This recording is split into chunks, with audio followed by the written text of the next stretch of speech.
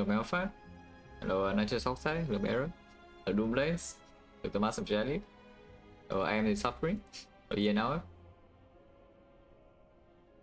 Yeah, probably short stream today, maybe 3-4 hours only.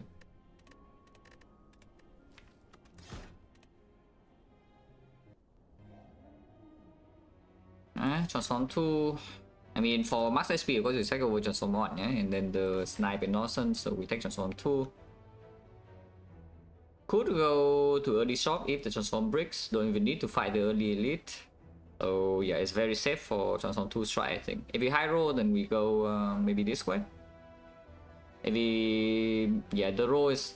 yeah, the roll is very good, and we go here. The roll is medium, we go here. The roll is low, then, you know, we can think about something like this path. It's fine.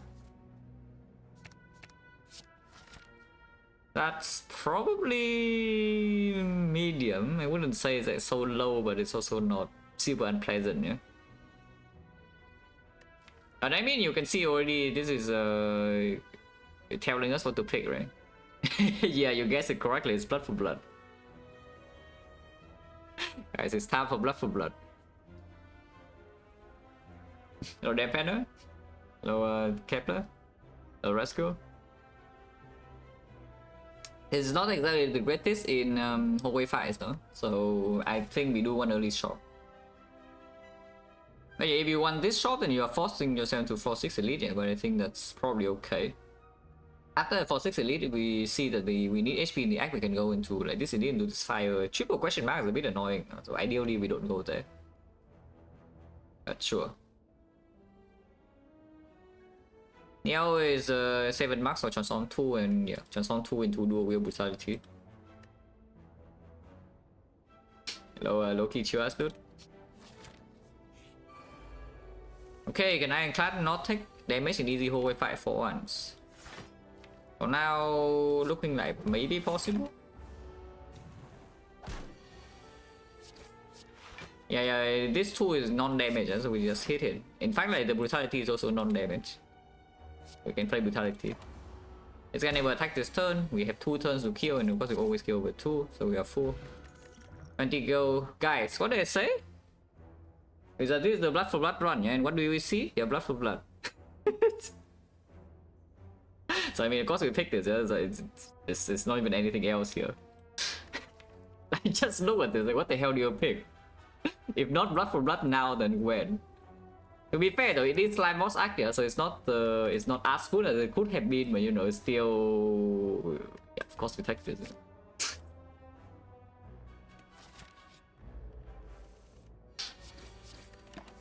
This is not actually good in an easy hallways though. That's the small problem. But the discount is pretty good though, because you can see, we take 1 damage here and the brutality is in place. So next turn this already cost 2. So we could even kill it. That's crazy. Yeah, look at this. 1 turn is already costing 2. Oh, Carnage. This is so much better, blood for blood. And also I don't really want to spend upgrade on Carnage, I just want to upgrade this. We are fighting a 4-6 elite in here without the upgrade, yeah. So if I take the Carnage, if I have something to do port, for example, in the north and draw those bad, because if you draw top deck blood for blood or something before the brutality, then the north fight can like destroy you. At the same time, you know, trends is trends. We still go here, unless you tell me now we are strong enough to go left. We are still not amazing in this fight, but yeah. I think we still go to short though, because this kind of start is very, very promising for later, but right now it's honestly not safe. Yeah, it's not safe right now at all, yeah, but later on I feel... at least with this kind of start, probably Act 2 damage will be solved. Maybe later on we could have a problem, but you know, for most of Act 2 we will not have problem. At least in big fights, in hallway fights you can chip like crazy. But in like bull stabbing, you can kill it into Act 2 boss, like the champ, the collector, whatever, automaton, you can kill them all.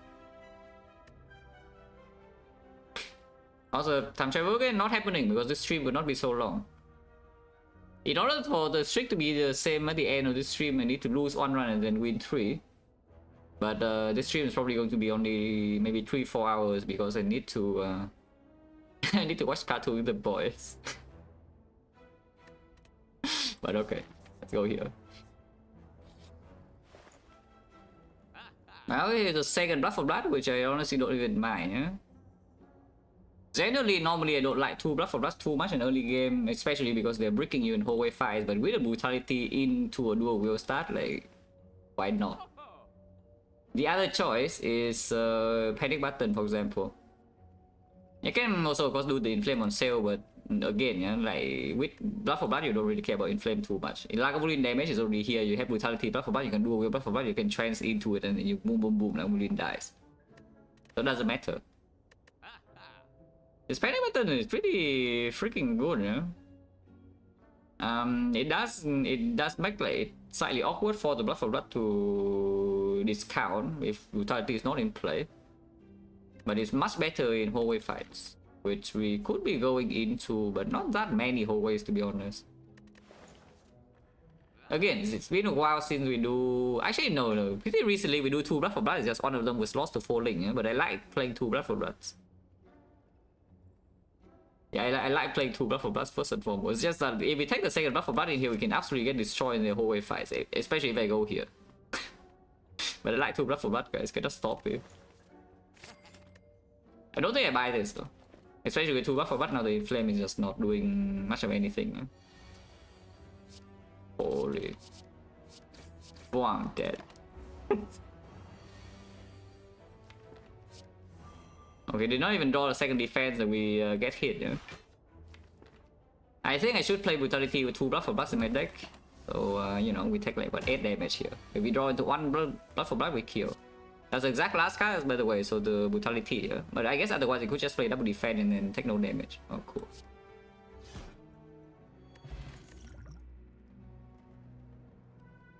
Would this be Brutality plus Sky Blood? I mean, with 2 Blood for Blood in our deck, yeah, sure, no?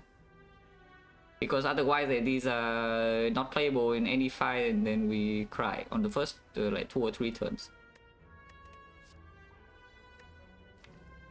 The second dual wheel, yeah, okay, we'll bring on. 2 brutality doesn't discount Blood for Blood by 2, yeah? On the other hand, here's a headbutt, or you can also do drop kick to, you know, bash and do drop kick. The Blood for Blood when it's 0 cost, you can do with drop kick.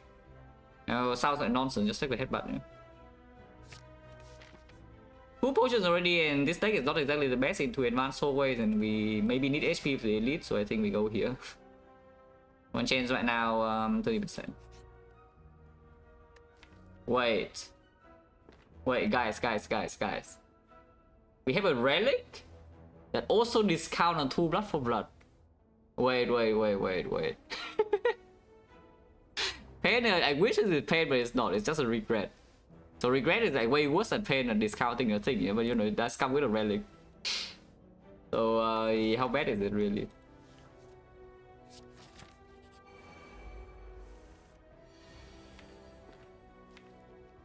Should I intentionally take an extra hit, because otherwise my second Blood for Blood is also still not playable next turn?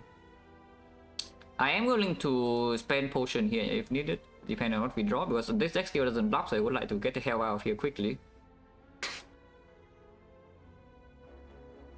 The thing of course is that not full blocking in here is also taking 1 extra from regression, so I'm taking 6 to discount the Blood for Blood 1 next turn. So it still goes to 2 and not 3. But 3 we can already play. Is the thing. 3 can already play. So I think we should full block this, yeah? Yeah, 3, if we draw Blood for Blood next turn, we can already loop it and kill. Otherwise, I turn after, you know, being attacked here for 10 and 10, we would probably just discount it naturally. So I should still full block. Because this defense block for 6. We hit this guy though, do Blood for Blood is, with the strike here is lethal, yeah? 18 times 2 plus 6.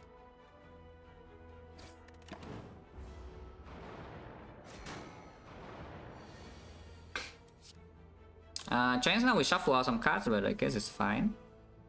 But like here, for example, like if we do not have a regret and like this is costing 4 right now and then I cry, yeah? But it is costing 3. So maybe I don't cry. I mean, I'm still crying because, you know, I'm losing a lot of HP, like, and the regret redraw with the brutality now is pretty bad. Also, like, this turn sucks. But you know.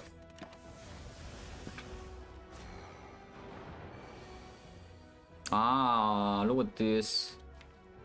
Well, regret is coming, and you know, our face is probably getting bashed in, but for now we are happy.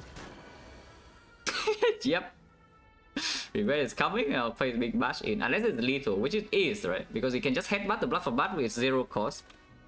And now we deal 17 plus another 18, so it dies. See, the second blood for blood, look at this, and the regret. They all played. Yeah, regret this. Potion bell, 40% wounding chance. Hair build, second headbutt, yeah, probably not. I would really like to upgrade one blood for blood. It's 47 HP enough. We do have a regret, and there's no fire.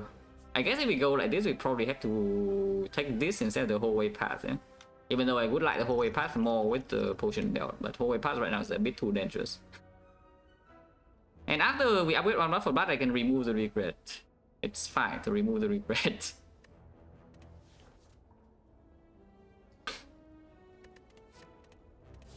But yeah, second headbutt right now is not really the thing.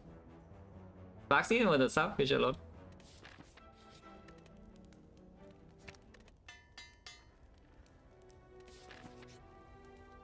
Lagavulin burn Dead Adventure. Lagavulin is a little bit suspicious. We have damage output for this fight, but then this fight is too dangerous, I think. We can probably actually kill this, yeah? But at the same time we are probably losing, I think, maybe 35 plus HP here. In the meantime. So unfortunately, because it rolled Lagavulin, we cannot fight this. Oh yeah, still go this way, I think, because if this fight goes really wrong, we can path to the fire. Oh, that's a little bit late, I would say. Yeah, just a bit late.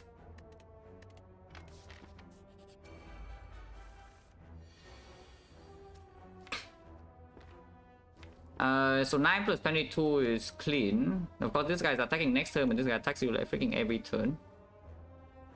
So let's just do that. Also, so we headbutt here, it goes to 21, and we strike here, it goes to 22. Yeah? So if this guy doesn't attack, then we can bluff for butt here instead, which could work. Yeah, bluff for is 2 cost.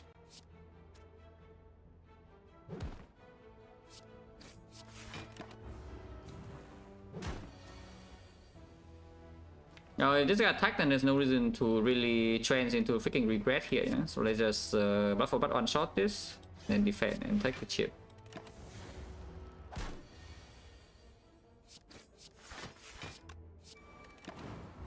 Vitality costs 1 either way, but now it discounts my buff, but will kill. Second brutality will probably not though. The struck we take, yeah. We find the knob or Laga here. The knob actually is pretty freaking dangerous. If we take the second brutality, the knob is a lot safer because we draw the first brutality faster. Well, this deck needs like, I think, a Meal of the Bone to, you know, actually be doing stuff. But honestly, the second brutality, like, how bad is it? If I take second brutality, we cannot go this way most likely unless there's healing here, but we already saw the banana, we took the freaking regret. So most of the time we have to go here and we have to rest. Like we are going to have to rest a lot in this run. The mutant ticket can mitigate a little bit, but we will probably have to rest a lot because this deck will just bleed HP everywhere. But yeah, I think we just take the second brutality. You know? Again, like I don't know whether it's actually good or not, but it's funny. I have no idea whether it's good or not, but it certainly looks funny so I do it. And we'll see whether it works or not.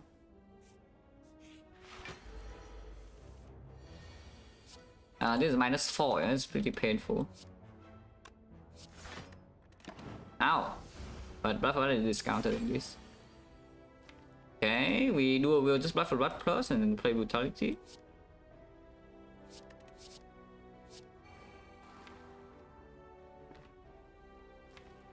We wait for one more turn, yeah? If I trance now, we can play the blood for blood next turn sometime with 1 cost. Which is still not bad, and we're redrawn to the dual wheel, which is actually good. And if I draw second brutality now, I just play it, it's fine.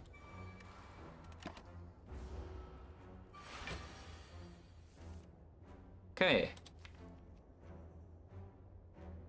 We draw 7 cards next turn, so so it's almost guaranteed.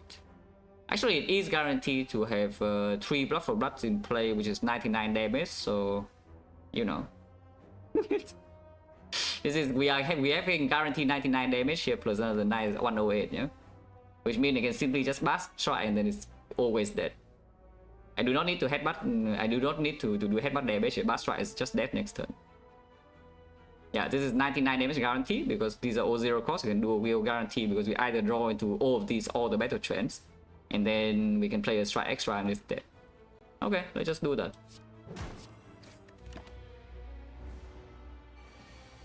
And this is why I'm telling you, like, this is our damage output in early game is not going to be a problem, yeah? It's just that our HP is going to, you know, go down like quickly. Holy HP going up! HP goes up at the end of the act though, so like inside the act we still get chipped down, yeah, but HP goes up. Uppercut still good though, uppercut is still good. But I don't think we should fight this Burning Elite. Even with the pentagram, because these potions are not good enough, unless the event is very good.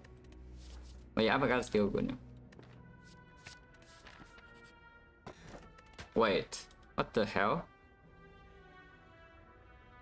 Huh? What? Wait, am I getting better or not? Because now I want to go here, yeah? Because this Relic bar is freaking perfect for this deck.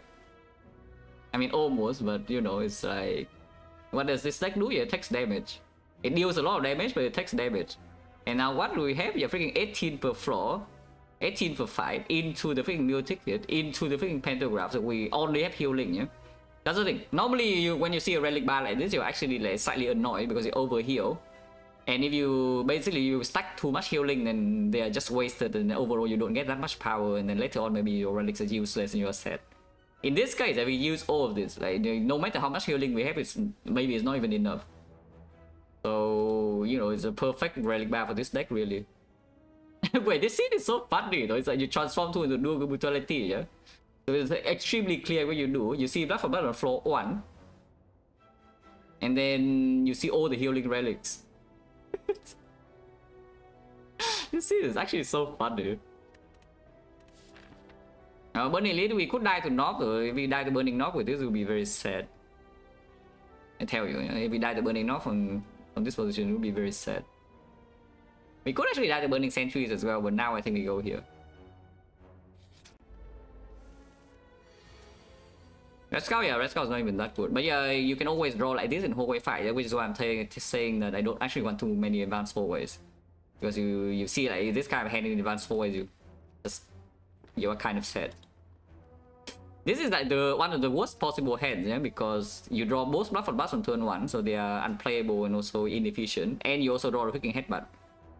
So you cannot even headbutt your blood for blood back when they're cheap. So you can see the rest of our deck in here. In this deck cycle, what do we have here? Nothing. We deal no damage in the next 2 turns or so, and then we're just sad and getting hit. But at the same time, we heal 18, so how bad can it be?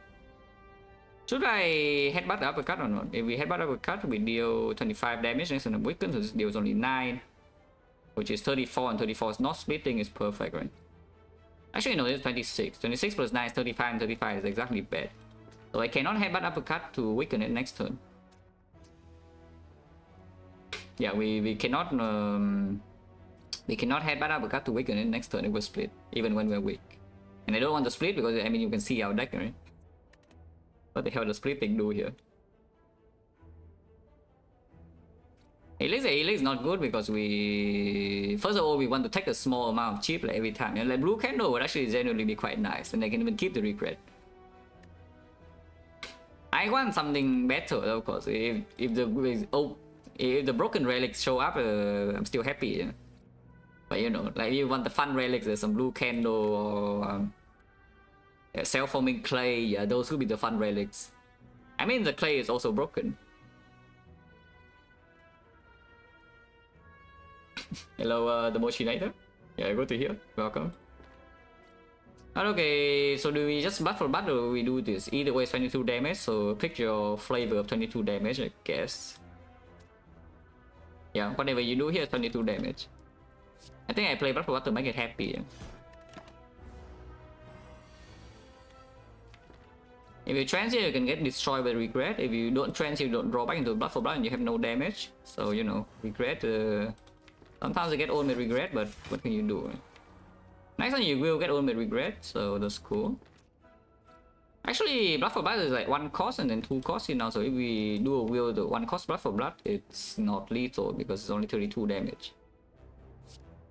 But I can strike here, right? It's like 43. Cannot play uppercut afterwards, but honestly, after a few turns, oh, blood for blood is 0 cost, so we don't really need to care, yeah? Oh, it doesn't attack. If it doesn't attack, okay. Yeah? We will play brutality because it costs 1 either way. And of course, 1 card draw next turn is good. Now, of course, 1 turn later it will cost 1 extra and then the slightly sad, but it's okay too.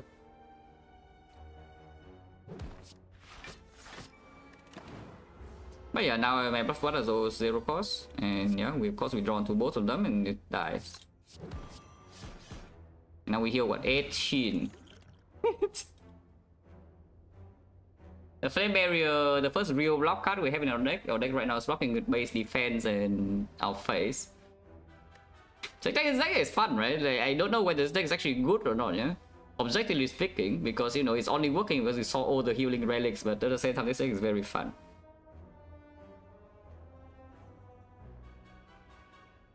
Hello, Chile jamming? Yeah.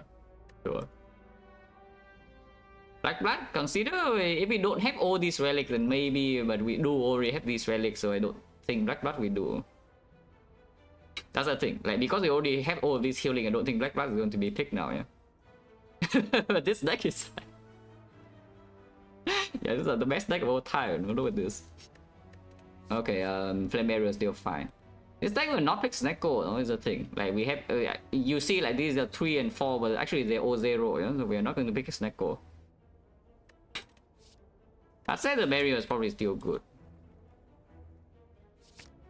Regret was taken for the relic, but also, you know, it's discounting blood for blood. With 2 brutalities now, I think we can remove regret. Really don't die here on 27, right?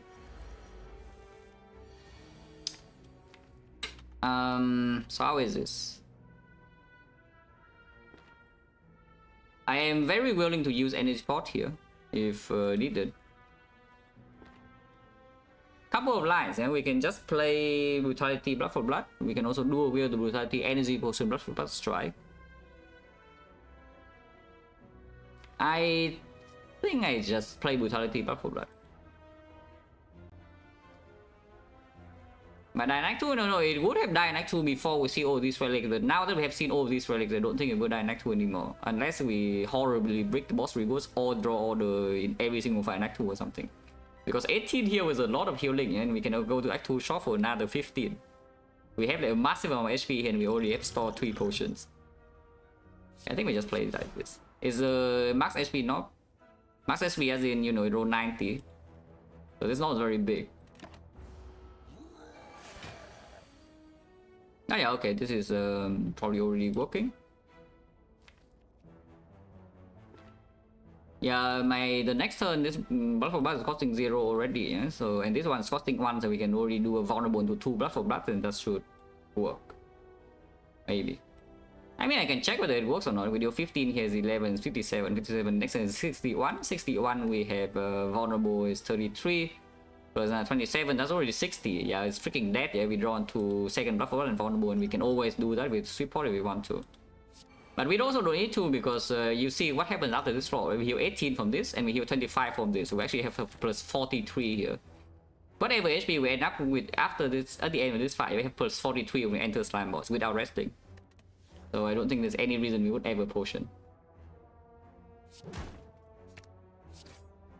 And play a defend because it's guaranteed kill next turn. Except it's not unless I draw pot. I guess we just take the hit, huh? Also, we only get Million the Bone if we fail to kill this turn, otherwise, you know, we don't get Million the Bone, but it's dead. Orichalcum? If I know that, I would not even pick the Flame Barrier. Wait, this thing is so cool. The Orichalcum also works pretty well with the game plan, yeah? We don't block, ever. But now the Flame Barrier is here, the Orichalcum is a little bit worse. The Struck is also here, but, you know, Struck is like kind of garbage, right?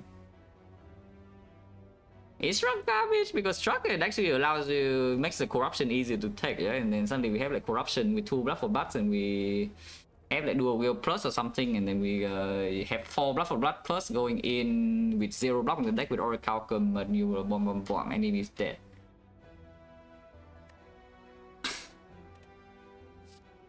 It's just that right now the struck I don't want to really play too many times in too many fights. It's probably still okay. It's probably still okay just to open the corruption more, because I think, yeah, corruption, if it shows up on the rare card, we still pick, you know? And I mean, at some point we have to pivot out of this, as in not out of the blood for blood damage engine. This will be our damage engine for the entire run, yeah. But at some point we need to pivot our blocking with our face. That's the real thing we need to pivot out of, and you know, like, this is a start. Click rupture? No. Do you see my damage output? Why on earth do I need strength? Yeah, do you see this next damage output? Like, why on earth do I need like what a puny amount of strength? Like what, 2 strength? Oh yeah, cool, 2 strength.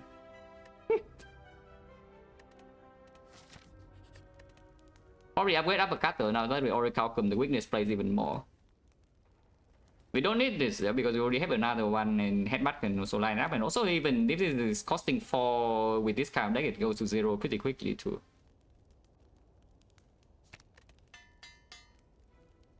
And debug broken. What else is new? Yeah, 78. Dual brutality is definitely happening, and we do that.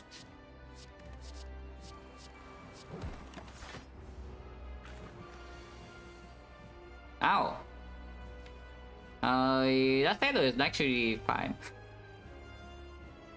I think because we are never splitting next turn, and we always split with a clean number afterwards. I mean, I say always, but not always. And we do just draw 7 per turn. I feel like we don't need to play the blood for blood here, but at the same time, this is like saving 1 HP in order to deal 24 less damage. That seems freaking mental.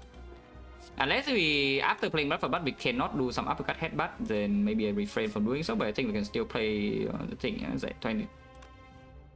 I mean, why do I play defense? No? We play, yeah, of course we play this, so it's 42 damage at 100, and we play another here is 26, which is too much, but you can headbutt first and then uppercut. So 78, and 78 is good. Or you can even split immediately next turn because your...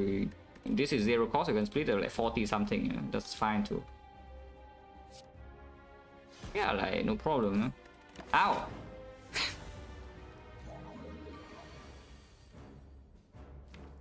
Well, if it's like this, then yeah, we... yeah, it's just like really awkward. I guess we don't headbutt anything then. I mean, you can headbutt the trends, so you like trends here. If you top deck blood for blood, you can still split. And I mean, these are all garbage cards anyway, shuffling out is good, yeah? Ow! Okay, that is very painful. But it's fine, we have me to the bone. And you know, it's freaking dead, yeah? That's the thing, it's also freaking dead, so don't worry about it. It's just like hurting a little bit. And we are going to mid-range, yeah? Because right here, uppercut is taking 22, and 22 here with the regret, whatever, is like 30 damage or something, we go into mid-range. But yeah, we play headbutt into uppercut in that order, because yeah, we headbutt the trends, and then we also don't want to split this turn. 78, and now we play brutality, it was the same damage. Now we're going to mid-range, perfect. See, like easy mid-range, and now what? We just kill, no? Because everything's 0 cost, so we can even struck. No, everything is 0 cost, and it is dead. So what's this? Like we go into mid-range, and now we heal. What's the problem? I mean, I don't see a problem. Ah, guys, remember me saying that at some point we need to pivot our blocking with our face.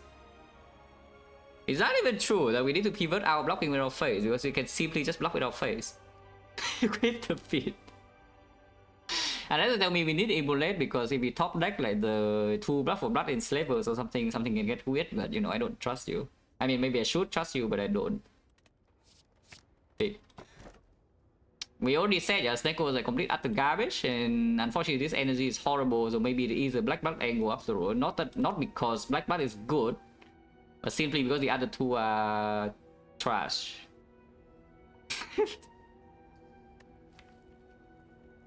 This Neko is not actually trash though, it just changed your deck into an annoying direction. Yeah? Is that right now our deck is so cool, you know, look at this synergy.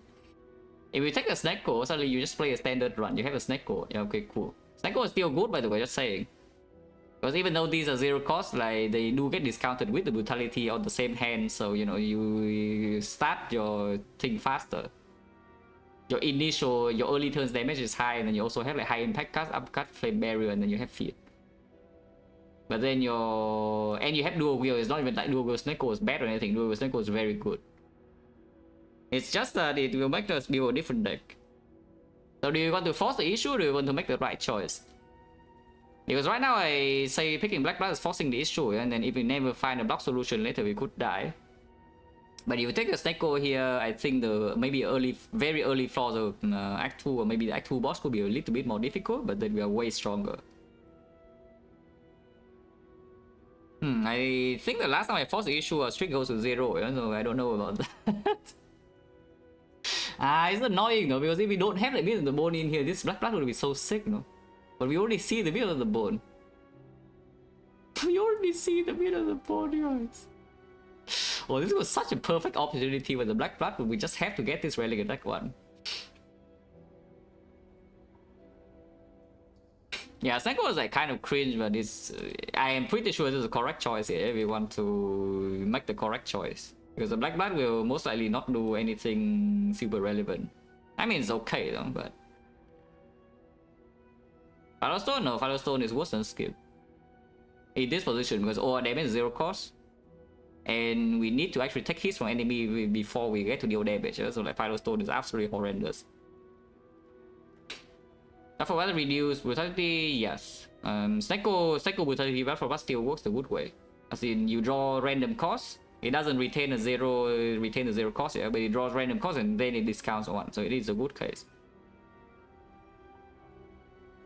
So much healing and feed, yeah, that's the point. That's why you take the XecnaR, no? That's the entire point. That's why you take the XecnaR over this. Like, why do you want this garbage? We don't use energy.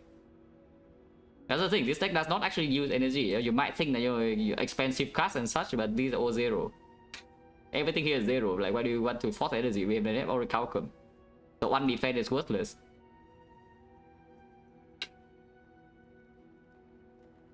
This is exactly a situation where Black Blood is good, but we only have the better Black Blood in Relic bar. Oh well, I am cringe. Huh? I am cringe. I am cringe. If I die after taking this, you know that I deserve it. Yeah, if I die after taking that, I deserve it fully. Yeah, but I am cringe. What can you do, guys? Sometimes you're just cringe. Well, with XecnaR now we go to 4 whole wave fights even with regret, because still being the bone or recalcum, we just want to find XecnaR cards and, you know, play a normal deck. Wow.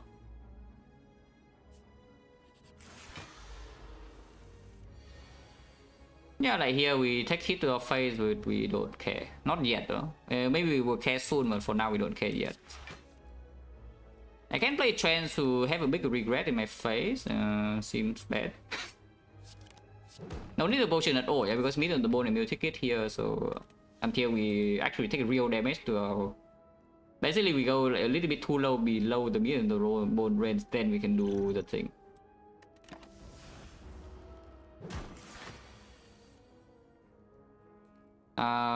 That's fine. Trying to regret here is the worst, but otherwise we shuffle out the regret. That's fine too.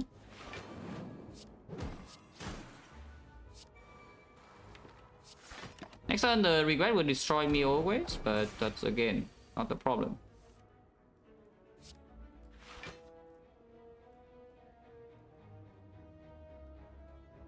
Struck is still worth playing. The funny part. Trend is not, but Struck is.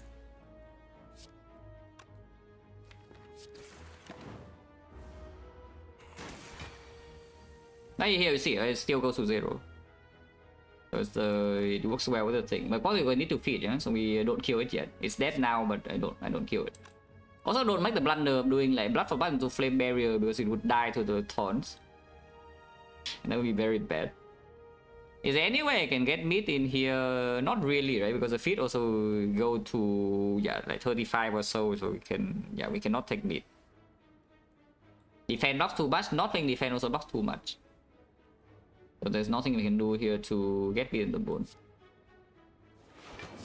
But I can certainly get my feet.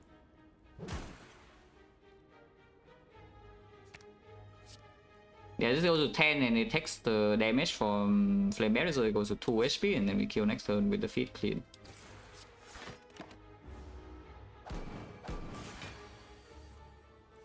Oh yeah, here you see, right? It's like it randomized 1 and it does this cost to 0, so it still works pretty nicely with the Snecko. It's just not as overpowered as, you know, previously. That you could see that we dealt like what? We just one-shot the Light of Leon on turn 4, yeah? We opened with like 9 damage and then we just dealt 108 damage in 1 turn. Yeah, the power through with the regret. Regret now is gone definitely, you know, because we have first of all we have Snecko, so it's already losing more HP, yeah. And secondly, the cost on regret doesn't even, you know, doesn't even stay over. Is this lethal? This is 40 days. And I mean, you can see like with the Snecko, these are massively improved on turn 1 and turn 2, yeah. Later on they're weaker, but you know, like early turns are massively improved. 49. We are full blocking now. I don't need to play brutality. So we should probably just kill this.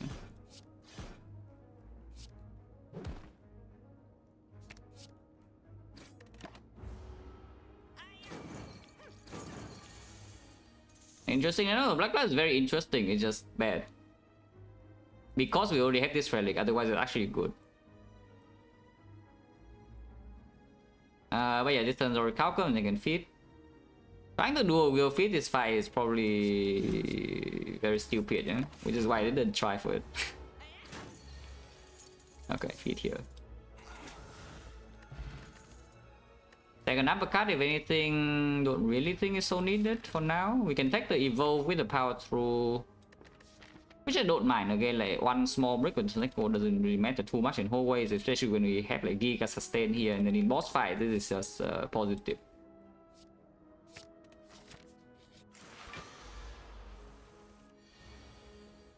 Do the uppercut seems clear. Take a lot of damage this turn, but that's fine.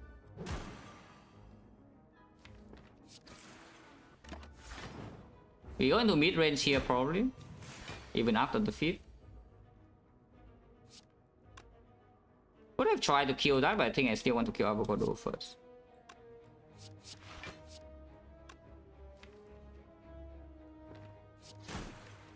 One feed here is okay, yeah? Because we are already kind of low. And yeah, this guy is doing the root pattern as well, so like die.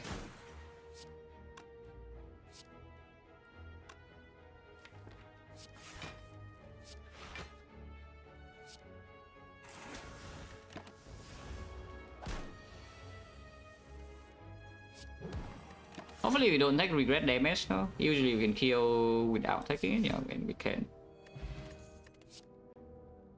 The third one, yeah, what could have been? This one we don't need to take anymore, no? Yeah, we skip. Liquid memory is probably decent. It's like we can pull this back, you can pull attack back to do a wheel, you can pull feet. Yeah, it's pretty good with Snecko as well. The weak potion pretty okay with Orichalcum, but we already have an uppercut. Energy pulse is very good. This is also very good. This is also very good. That's probably this.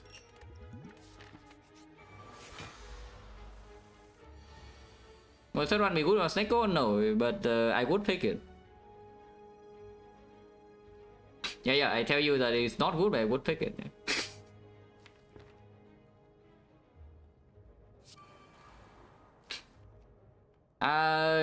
What is the goal here? Do we try to kill baseball on turn 3, or do we just try to kill this on turn 2 and then take the hit from baseball in our face?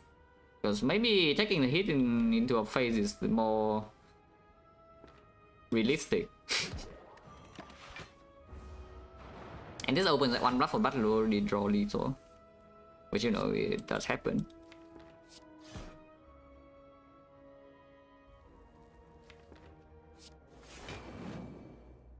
Tripping one artifact here doesn't really do anything, yeah.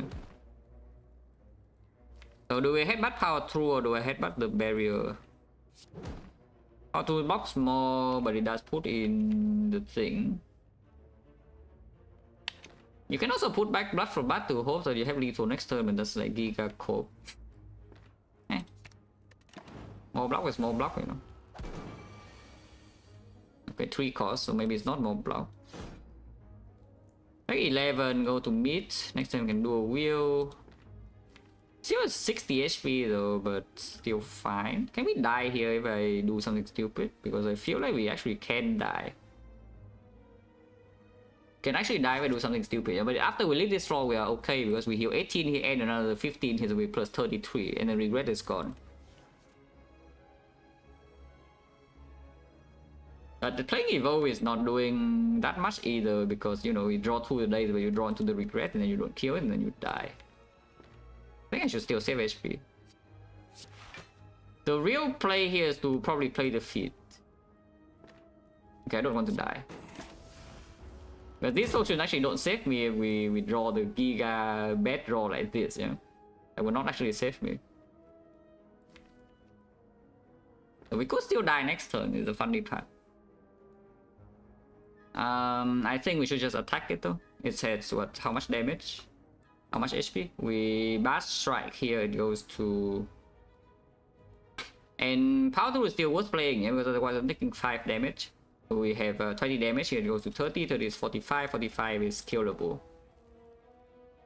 Otherwise you can always liquid memory is a power tool and then maybe block extra.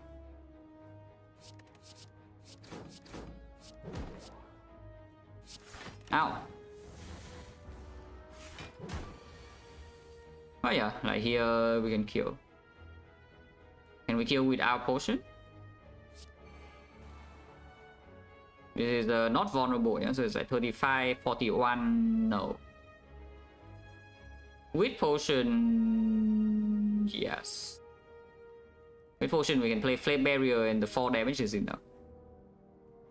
So which potion do I use? I can also just take this hit. Taking this hit is not the dumbest thing I've ever heard because we can do Flame Barrier defend and then Brutality Strike and the next turn we still kill, basically guaranteed, yeah? I would take like how much? That takes 10, takes 11, we go to 10 and 10 is 8, 10 is 28, 28 is 43. Ah, we are rich, we can buy potion, let's just potion, yeah? And this fight would draw a potion too. So double check this 35, 41 is on 4 HP and then we energy pot for the Flame Barrier into defend and it dies to the first attack so we don't take the second hit, which is perfect. Yeah, the feat damage from previously played, yeah.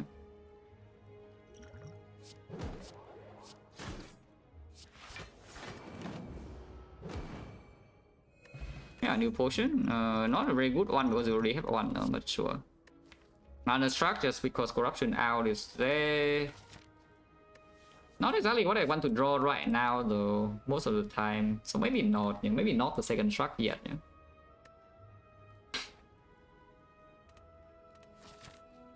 Yeah, not the second struck yet.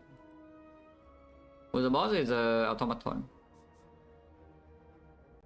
Which could be nice or very annoying depending on how we draw. Because maybe they steal brutality at 0 cost and then I can get it back for 0. Or they steal my blood for about at 3 and 4 and then I cry.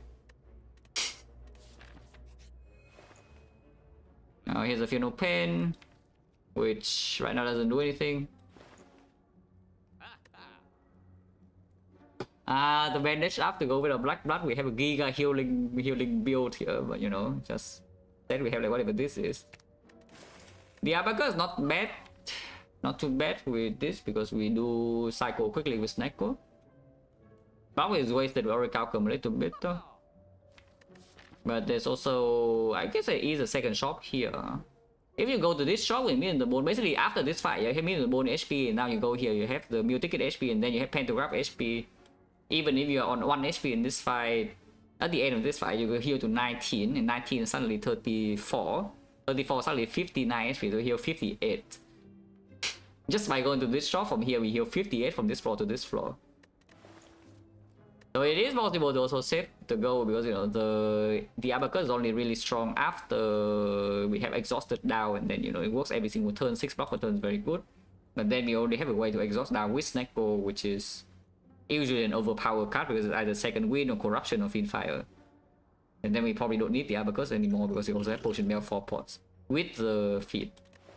So this is just probably not good buy. The Phenomenon right now does nothing, but it opens some stuff. But it does nothing right now. And we are fighting 2 elites back to back here, even though we have a lot of HP, you know, still 2 elites. So should I go for it just because it's freaking on sale? Is there any other thing I can do? Is there any cool thing with the upgrade pod? No, there's no discount. I mean, Blood for Blood discount to 3, so... but the upgrade pod with Blood for Blood I think works a good way. Yeah, I think Blood for Blood with the upgrade pod works a good way with XecnaR. So for example, it's like... it doesn't go up, I think. I think, I'm not sure. I'm not 100% sure. Maybe it does go up, but I think it doesn't go up. The potions are not exactly great though. If we keep this, we also not weakened by the all vulnerable the slavers either. Like you can even use both artifact points and suddenly you are not vulnerable in turn 2 at all, ever. Yeah. That's what I remember too, is that the upgrade pod always just discount 1. Even with the XecnaR, which is the, you know, a pretty rare thing. Is that the only kind of the game that does that? Because every other thing follows the standard XecnaR behavior. Yeah? It goes to 0 if it's the initial roll 0 and it stays at 0, otherwise it go to the upgraded cost. But I think Blood for Blood is the only exception.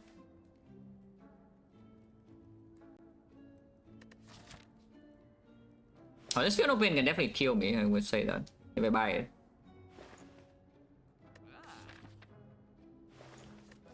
Yeah, right now it's actually complete hot garbage. And normally when you pick up a Phenomenon in early game, at least you have something that makes it block a tiny bit. You know, in this game we don't even have anything. We have a feed. Which is not even positive block because of Orichalcum. So we have like Ascender's Bane and a feed in this deck. Only if we see Corruption it will play. But then we have a Corruption XecnaR with Potion Bell feed, so like we don't need this. I think it just save gold, yeah? And we plan to probably go to this shop. Removing is strong with this deck too, for sure. Removing XecnaR, like always, pretty powerful. Hopefully I don't die here because I don't buy anything. Don't have a Demolate. Is buffing. We have no regret anymore, so we can just transfer. So even though transfers does close the hours and potion here, and right now nothing is dying, so it's hitting me next turn for a lot of damage. That has not changed, and I am worried. At least we can weaken her and play brutality though. Also we heal a lot, so maybe it's not that bad. But yeah, brutality and then weaken her definitely happens because she always swing next turn for 33. This guy also swing for 10, so we're facing 43 damage next turn, but weakening it goes down to 34. Unfortunately, we cannot take damage intentionally here. Actually, no, even if we take damage, it doesn't matter. Yeah, of course, it's freaking XecnaR, what I'm talking about. Oh, this will hurt, probably. Did not draw the dual wheel either, so that's a little bit annoying. But this is not too bad. This is so much damage to play the Evolve though, as in minus 27 damage, and right now I think she kind of needs to die like very soon. Yeah? I think we just ignore the minions completely and just hit her, right? On this position, because vulnerable also gets a payoff. Oh yeah, we block with like power through defend knock 20 and take 14.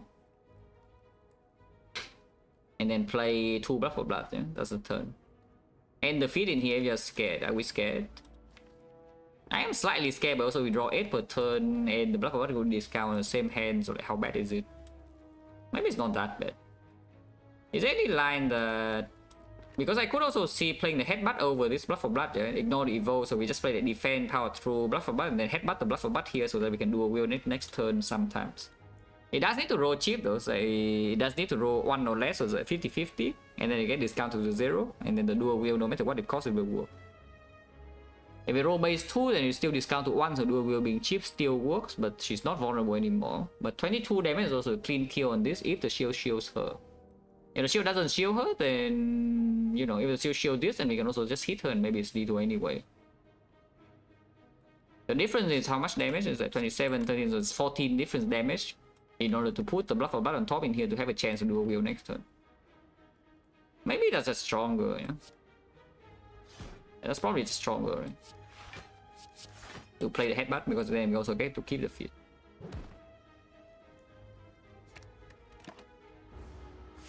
shield this, so we just hit her. Yeah?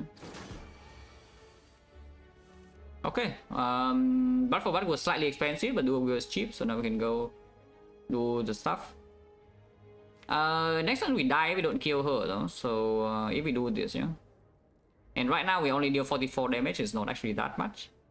So should I be slightly concerned or not? Even if I'm concerned, it's not this turn, right? It's next turn. Basically, we go in on her right now and take this damage, and next time she hits me for, like, this is 15 and she attacks me for 48, yeah? We cannot block ever, even with all these pots.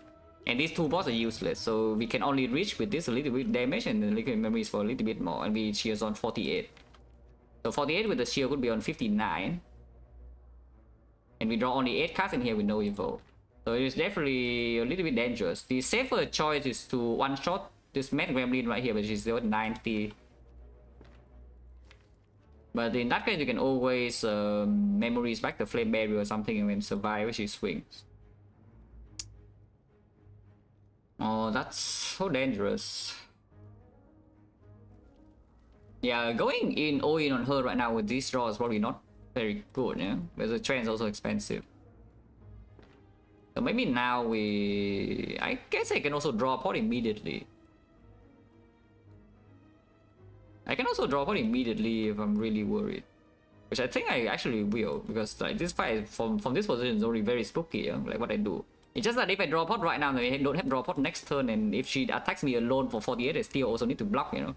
And we can also liquid memories back the block card, like already in our hand. So maybe it's not too bad to draw a pot immediately. Okay, that's much better. So now that we know that we have drawn two, like the two wounds, but now here's the bash, then we just go in on her if there's a bash. This is a massive amount of damage. And we spend all our 3 energy nicely. And now she's already guaranteed dead if we liquid memories back the block for blood, no matter what we draw, but hopefully we draw into, you know, the feed. That can kill her, of course, because sometimes the feed doesn't freaking kill her, yeah? Especially if she gets shield from this. Okay, so if he does kill her, that's all good. Oh, that was spooky, but you know, it's fine. Also, perfect mid range at 40 out of 80. Centennial Puzzle, that is... Oh man, for the Black Blood. Oh, this run is actually so perfect. Look at this Relic bar, it's freaking handpicked or something, you know, for this deck. Except we have a Senko instead of Black Blood. This Relic bar is freaking like handpicked or something, yeah? This Relic maybe doesn't belong, but you know, this is perfect, this is perfect, this is perfect, this is perfect. This is like also pretty freaking good, like almost perfect. But instead we just have, you know, some Demon Form Snake or garbage. And maybe now we get a Reaper or something, and you know, it's just a normal Snake run. You know, what can you do? Probably upgrade Dual Wheel before Demon Form though in this kind of deck. Yeah, it's like the usual, right? Like, cannot win without this. Every run just feed and Demon Form. Cannot do anything without these two cards. Like, what the hell? So 2.5 years ago, Ironclad sample is Blood for Blood only. No Blood for Blood, dead. Like this set of games, yeah. No Demon Form, dead. Yes. Yep, that's the Ironclad gameplay. Oh, that is so sad.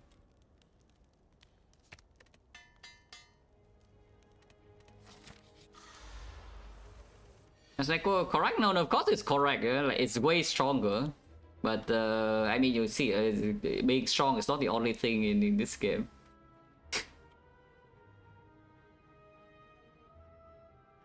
When I asked Ironclad wins will Demon Form make fun of, yeah, they should. I mean, I will too. Oh, this hand is pretty good, I think.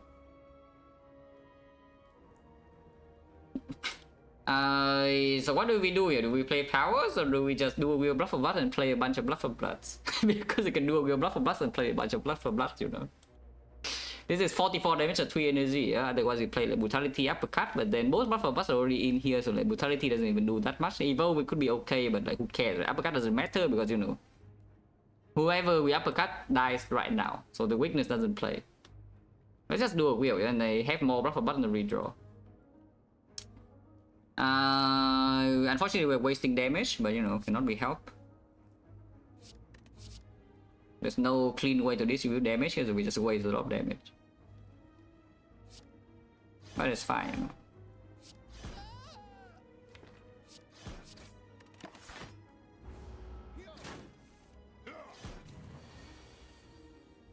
Yeah, feed is here.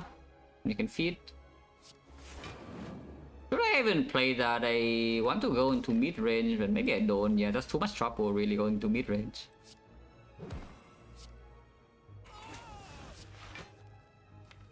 Even form of headbutt. Brutality is not in play. Next time we do have a struck. Let's just headbutt uppercut, right? That guarantees that we don't take damage from here. Next time is like 9 uppercut, we can do 6 or recover from full blocks and it freaking dies.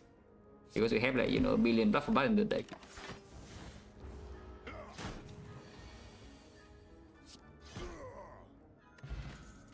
Big. Oh, the potion is good, but sure. Well... Yep, cannot win without this, cannot. It's a every run feat, even Form Reaper, cannot. It's impossible to win without these 3 cards, huh? It's like Exodia, you know. The old Exodia, Corruption Nightmare, Zero Pain, yeah, old news. The new Exodia is this. Yeah, this deck sucks. Well, this deck was so freaking good, man. Now suddenly, like, one act later, everything is down the drain. See, this is why people say that, you know, this game punishes your mistakes very harshly, yeah? And maybe some people don't like the extreme difficulty. You just like make one wrong choice and now suddenly your run goes to shit. So, you know, what can you do? Sometimes you're just bad.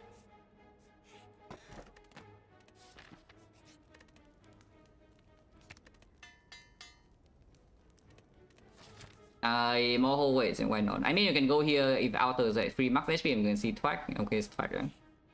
It's not Twag, but it's also a good event, so sure. Is this a good event? It probably is. It probably is. Should get Romeo, yeah?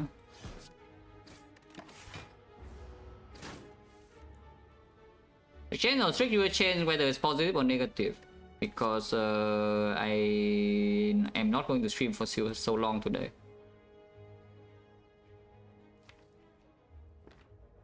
Probably should just Reaper now. Even though Reaper later with the thing, but I don't think we should stay here for very long, you know, from this position. Or just Reaper now. I could have just used this for +4 decks, I guess, but you know, too late now.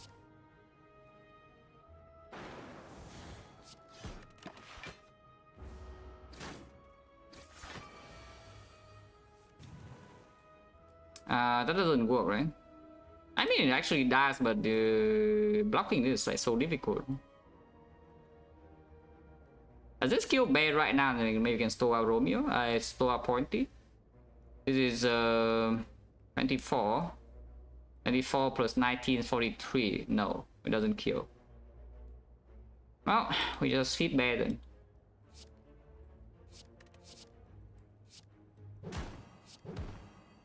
Ornamental Fan is the worst relic of all time, but you know, we already know that.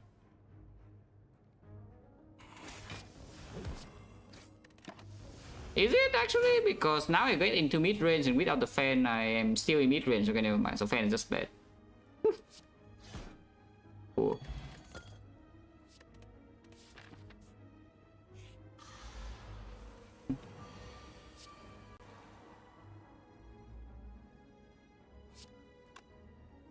I cannot headbutt the dual wheel though. I kind of want to dual wheel feed in this fight, but honestly I don't want. I don't want to store, yeah? If the dual wheel feed happens naturally with the headbutt, I will do it. But if like one next cycle it doesn't happen, I'm just going to wait.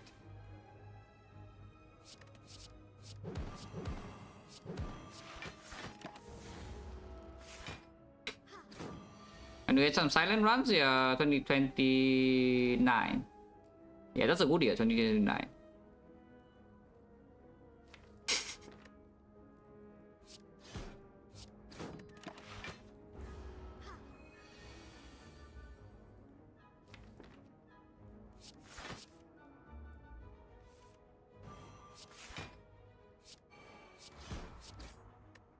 Totality, okay.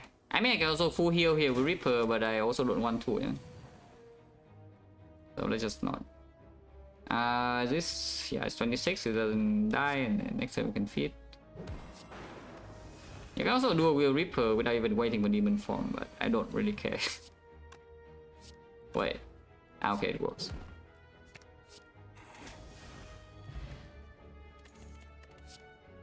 Upgraded. Okay, upgraded is probably over fine. Yeah. Upgraded is probably fine.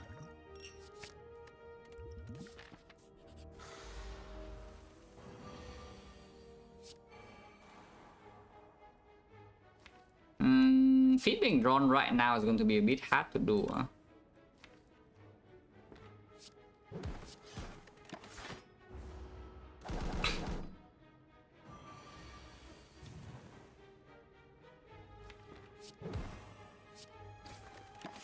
The bird is too smart, yeah, dodge our thing. Yeah, they masterfully dodge our flame barrier. Should I play brutality or not? I mean, I don't need to, but I know it's convenient.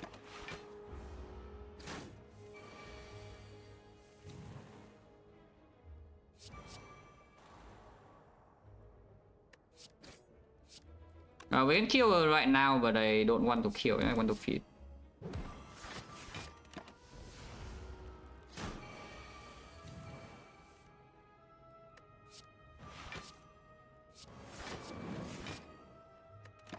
Cannot Reaper though.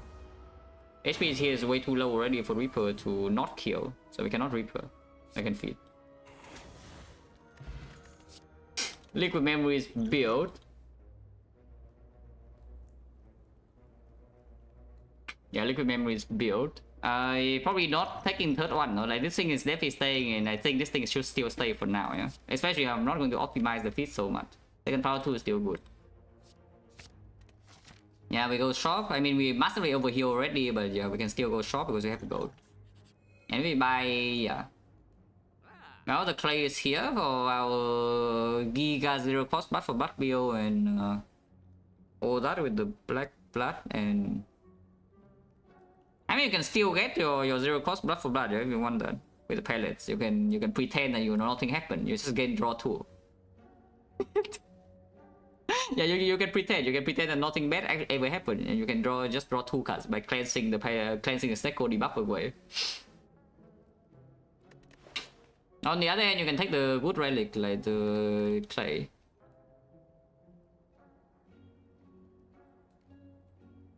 Cleansing Snecko with this deck is not exactly great now that we have the demon form and also some more 2 cost attacks. Yeah? And the dual wheel is also random cost is the main thing. But for it will be 0, dual wheel will be random. But you know, like we can still redeem ourselves, you know, by buying this. Is it time to redeem ourselves? With this self-forming clay with the feet is incredible. Yeah, this relic is ridiculously powerful.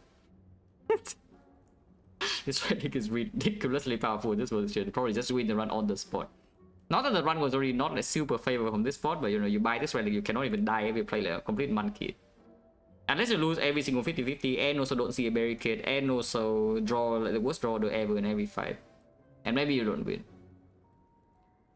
I am redeeming myself, guys. Time to redeem. Redeem the Ironclad. Our Rafabat can go back to 0 cost here sometimes. Remove, yeah, remove, yes, right, it's complete Gabo. Yeah, it's time to redeem the Ironclad deck. Don't need to upgrade this now because the initial roll with Snecko is still good, so just recall now.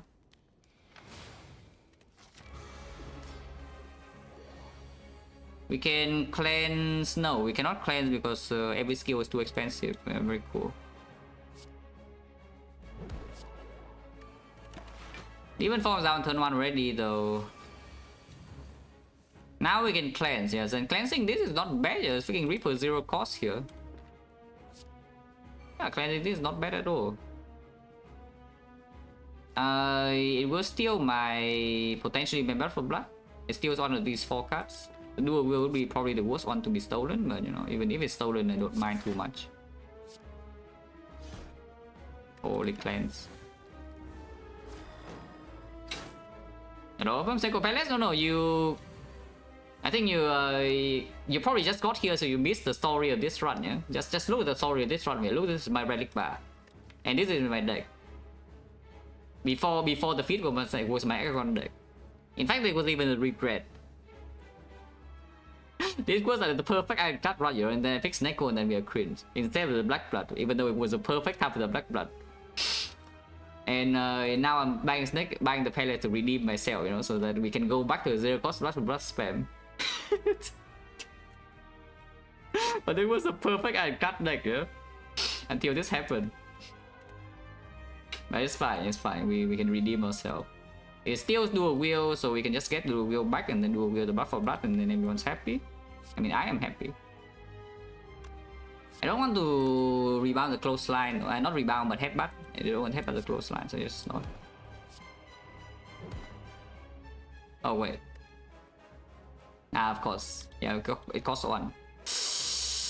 Oh well, what can you do?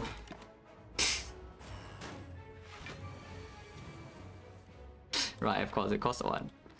Hopefully it steals the brutality and not my Reaper, because brutality I don't want to play and Reaper I do. It would be nice.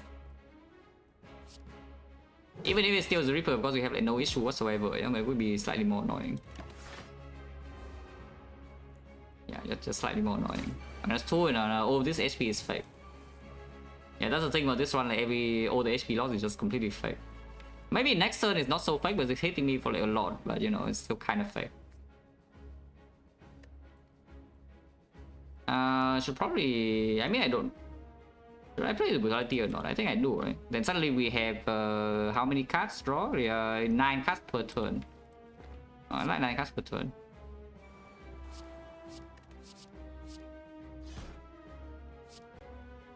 We can Reaper now if you want. I mean, why not?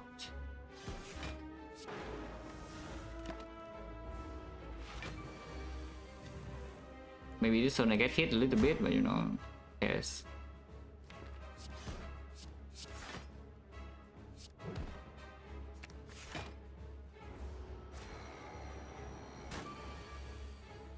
Yeah, and now it's dead. It's too much damage. That's also too much damage. This is not too much damage. And it's not a corruption, so you know, it's not a card we want. Maybe second Reaper, second Demon Form, Offering is okay. Offering is not that good. Feedback is still fine. Barricade is good. Okay, fine. There are a lot of good cards. I mean, we got none of those. Like these are terrible cards. Unless you tell me we want another brutality to actually draw 10. We can only do a wheel brutality sometimes, though, so I don't know about that. But Reaper card in my deck. That's where. Attack potion to play less easier? Yeah, probably not. The dome. So we get curse with a parasite, or the choker, which makes a blood for blood spam not a thing, or the black star, so you can play Snecko on 3 energy and sometimes you can die. Yeah, I guess I'm blind, yeah, and then we get curse, and I'm sad.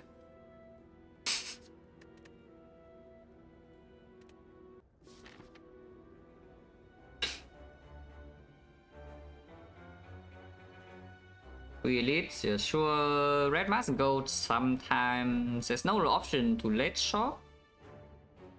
So if you want to shop, you have to go here. Huh? I don't mind going to this shop too much, to be honest. It's one more hallway than this portion. If we see red mask gold in here, we also cannot spend anyways too much gold. And here is like 1 row for the thing. What are they doing? What is the thing doing?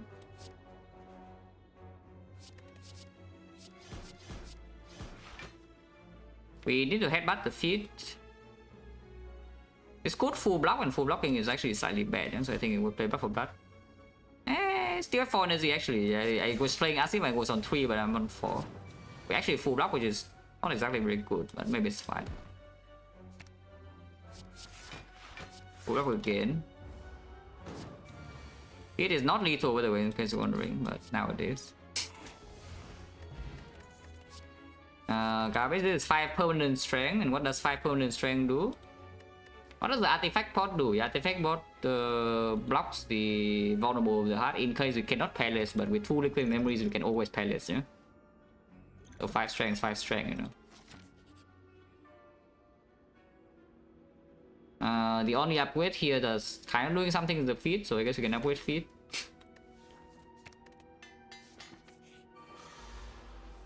Oh?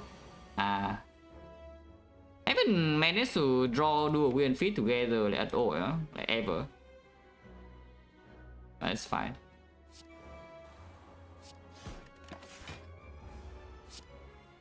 I also will not store, so if we cannot line up dual wheel feed, we just feed manually. It feed one time. That said though, right now there's no convenient way to feed at all, unless I take a billion damage, which, how bad is taking a billion damage? Short is to the next floor. Yeah, what if I just hit the spiker, you know? Has anyone thought about that? Yeah, what if I just hit the spiker? Yeah, you think the spike will stop me?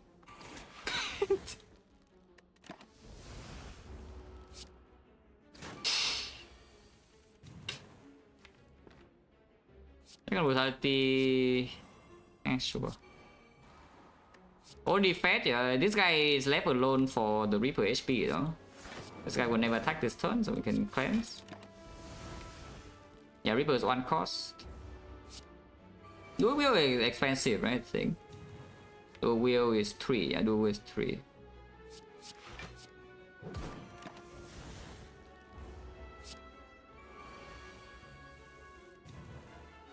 But yeah, I can Reaper now.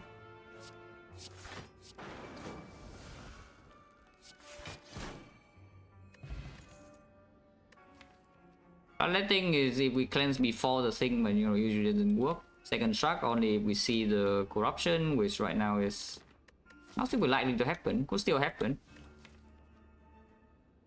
Otherwise, you don't even care about playing struck at all, yeah.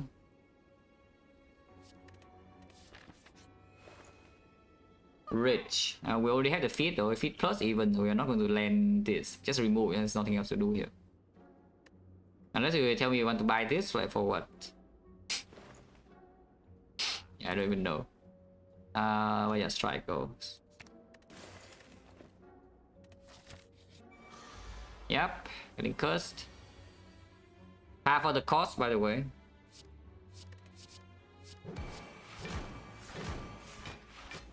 You know, it is debuff forever though.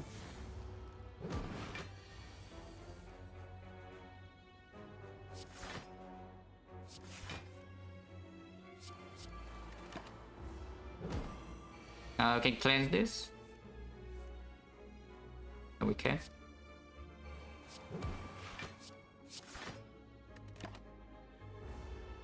Ow!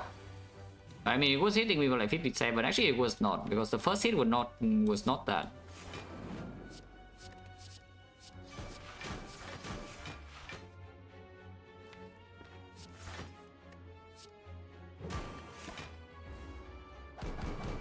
Okay, no curse. No feed, but also no curse. Yeah, no curse is a success. Yeah, no curse is already a success. I don't care about feed. Armament don't need. Evolve, second evolve don't need. Flex don't need. On. 2 elite, yeah. Dome with Nemesis. Potentially an annoying thing.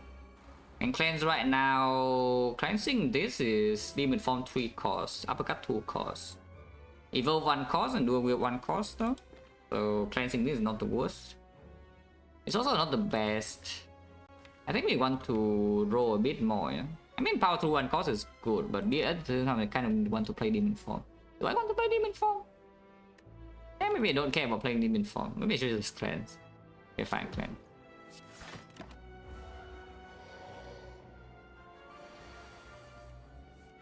And we can still play the Demon Form, yeah? Not that I cannot. It's just that if it hits me, it will hit me right now, and it could hit me at 45 and I am sad. The other choice is what, like Dual Wheel, not Dual Wheel, but Uppercut, Evolve, Power Through. Then we rely on the Blood for Blood to deal damage, but they're not Dual Wielded. Okay, hit me. If it hits me for 45, then so be it. I deserve it.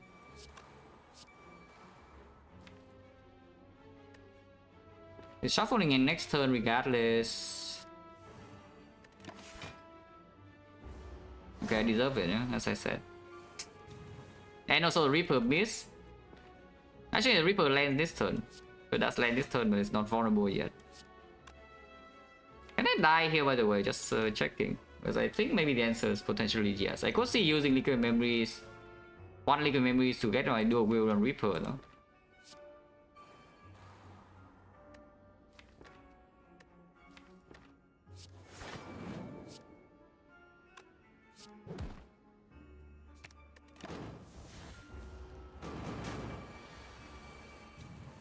Now dual wheels misses, and next time we shuffle, so very cool. There's no...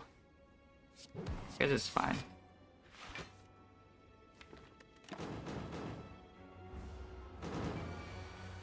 They're weakening.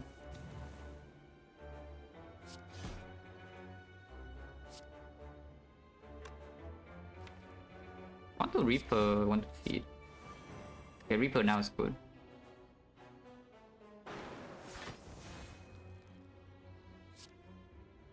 It could be doing the thing now, but also be doing the thing next turn, so we just keep it weakened. If it swings one time, I take a big hit. Otherwise, at least I'm still protected.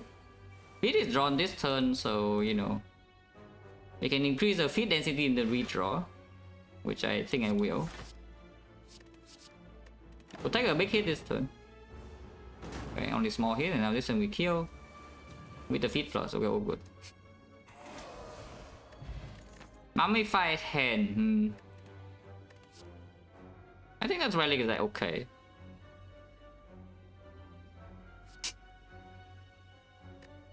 Do we care about Heavy Blade or not? That's the first strength payoff. And yes, we do have strength now. In fact, we can do a World Demon form for a massive amount of strength. You can also limit break with the flex spot, but that's probably just worse than Heavy Blade. Yeah, sure. There's no shop, right? Unless we go here, which I guess I could go here. Now that we have this much gold, but we'll see. We'll see what happens by this node. Maybe I'm dead. Yeah, maybe on this node I'm already dead. Yeah, who knows? Probably not, though. So, cleansing now is probably fine. Cleansing now is just fine.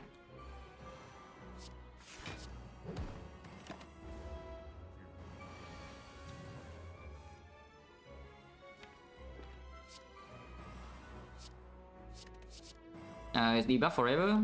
Very good.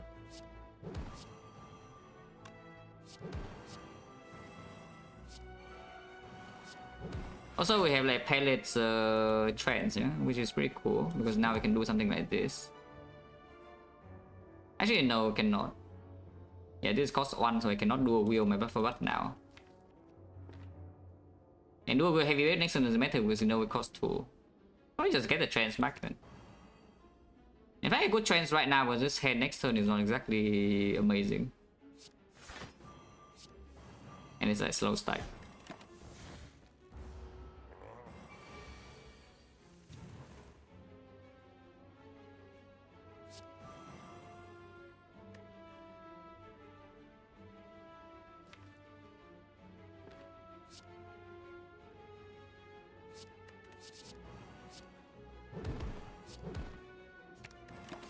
Hopefully this guy is not stupid, you know? It could be very stupid, but you know, it probably isn't. I mean, sure looks like it isn't, because I think this is pretty good. It's still weakened and we block with a little bit fan, so you know, I'm basically full HP and next turn is dead. Hopefully it redrawn to Reaper and then we can kill with feet though. Okay, good.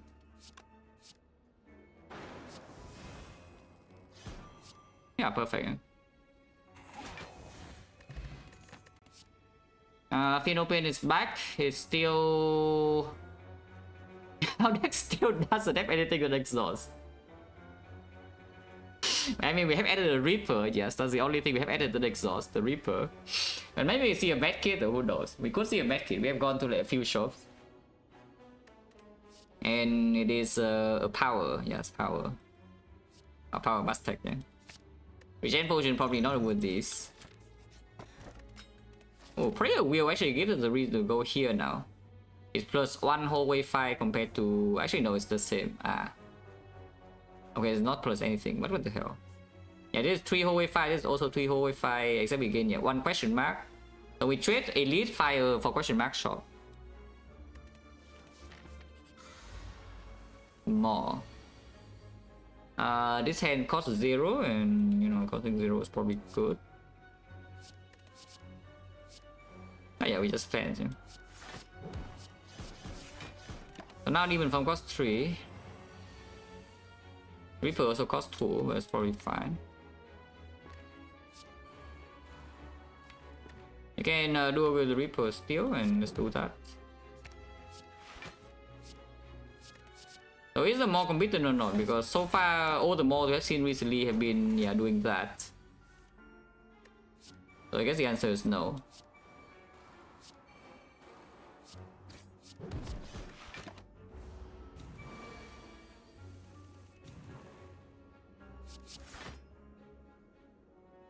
It's still weakened. I could take some damage this turn, no? And the feed is here. We can headbutt the feed, I guess. Holy, oh yeah, you can dual wield your Reaper to get more. Right. Of course, you can dual wield your Reaper to actually get Feel No Pain block. Otherwise, you don't have Feel No Pain block, yeah? But it works. So you can, yeah, here you can just headbutt your feed and then feed next turn.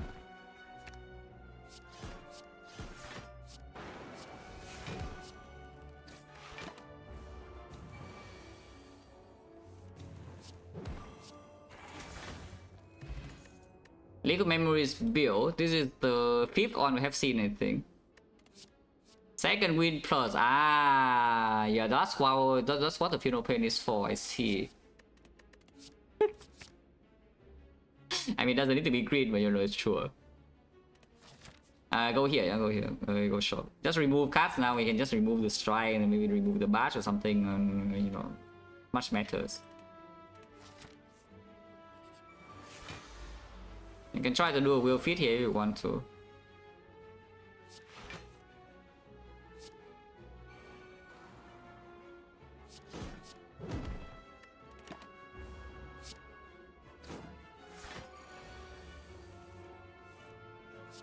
Oh, didn't work. And again, if it doesn't work, I will just not force the issue. Yeah? It didn't attack me last turn, though it doesn't attack me this turn. Keep clicking out the screen. Coastline. Sure, why not?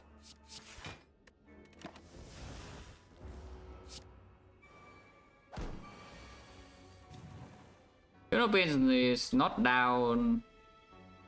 If I want to keep the dual wheel around to dual wheel feed, I have to get garbage in my deck. That's fine. I guess I can have garbage in my deck. It's not that garbage. It is vulnerable.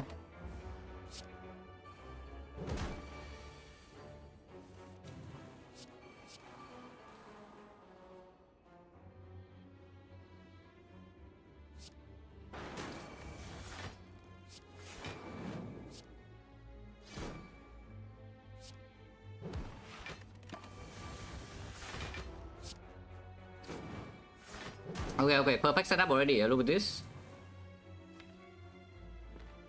Evolve sucks. Evolve, you're notably terrible. The worst card in the game, but you know, it's fine. So what are we doing? Are we staying here or not? Because I can get +8. I can get +8 pretty easily here. And we can still top deck the wheel with this structure. Look at this. Damn. I could die. I am losing 2 HP per turn, you know? It's not 1 HP per turn, it's freaking 2. Okay, let's be small, you know? Let's just not stay here. It's way too much trouble for like no payoff, you know? When normally you take some trouble, some tasks you need a payoff, but right now we don't have a payoff. There's no payoff. The payoff is I'm losing HP every turn. I die. Dark plus, yeah, I guess we can take. Take a dual wheel. Yeah, okay, we can take it as well. Why not? Okay, we finally multi-feed one time. You know.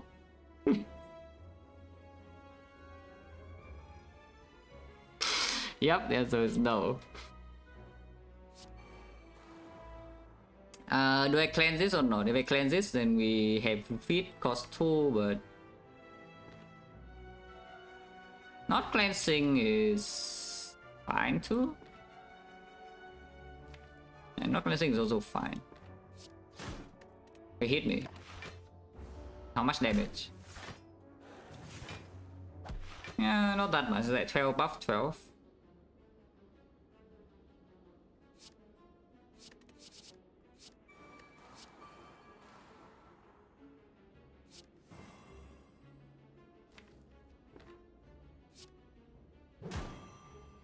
This one would hurt though, but we have 6 demon form with the Reaper. So we are most likely fine. He would on most likely, yeah, but sometimes you're not actually fine. I just kill one. So like no triple feed or whatever. Yeah. Take a second dual wheel so it lines up more often, exactly. And yeah, of course here's the dual wheel.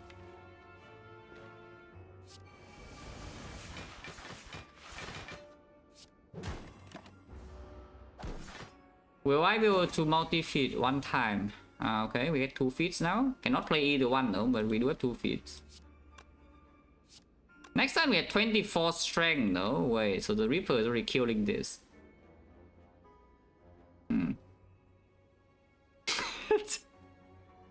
Wait, demon form is too strong, guys. Unless this thing's buffing right now. If it's buffing right now, then it can be saved. Or it can block 5, it can be saved. If you attack bigly, it's done for you.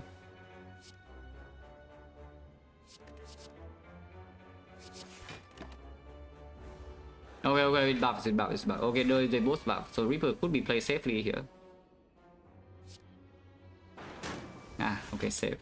I mean, I'm getting hit for like 1 billion damage in my face right now, though. At the same time, I have like Giga healing into Giga healing into Giga healing into, you know. Like, we just take this hit, yeah, with 2 feet. How much damage? Yeah, 30. Feet is 2, so I do not struck, yeah. There's no need for more demon forms anymore, so yeah, every single attack here kills, so we just don't play attack anymore. Until I draw to my feet, which is now. This guy always attack, so he dies. And I can block this guy maybe. Ow! But yeah, now I can feed again. Perfect. That was worth it. Second field open, and now that I have second win, probably fine. Yeah, why not? Good thing with the grid, feature a lot. Second Reaper, you can even take the spoon if you want to, but you know. You can also just not take the second Reaper. Why? Because you want to feel something, yeah, that's why. This is very good, yeah, of course. Okay, fine. I don't want to feel anything.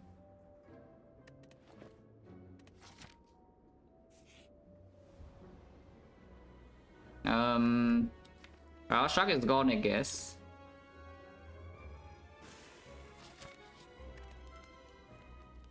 And what is this? Second dual will upgrade or what? Probably, right?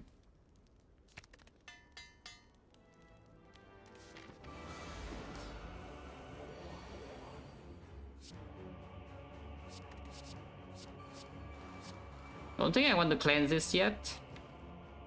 Yeah, randomize the demon form cost and then we can cleanse after. We will be both in play most likely. I could headbutt the dual wheel, but if I headbutt dual wheel and then play this, I will cleanse.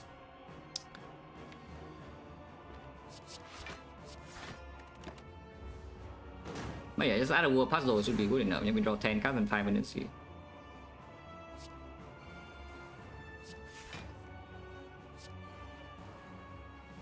Again, I want to randomize demon form cost. Is that even correct? I don't even know, but you know, I'm already doing it. This is blocking 12, by the way. It's a sender spin. Is attacking 30. Yeah, demon form 2 cost. Sure. Now I can cleanse, I guess.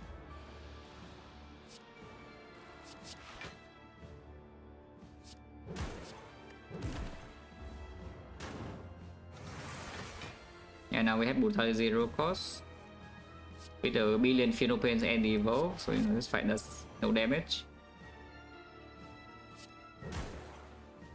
He's blocking 24, so we can just fan here and then play this full block.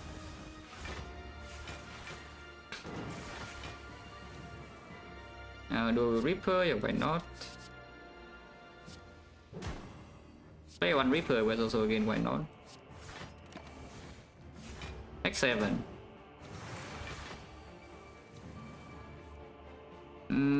Dual wheel is cheap, right? There's one dual wheel cheap, so we can do something like this. Okay, feed density is very high now, yeah, pretty good. And this damage doesn't matter because again, Reaper, Pantograph, and all of that. Just want to make more feeds.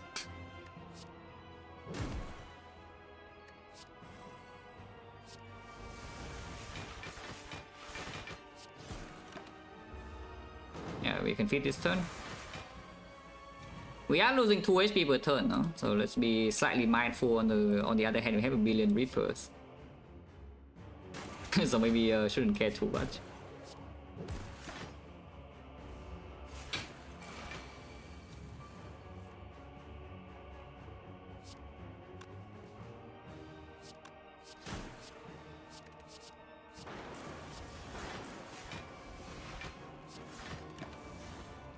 Oh yeah, 4 HP, full block easily, double feed plus. So, you know, the usual.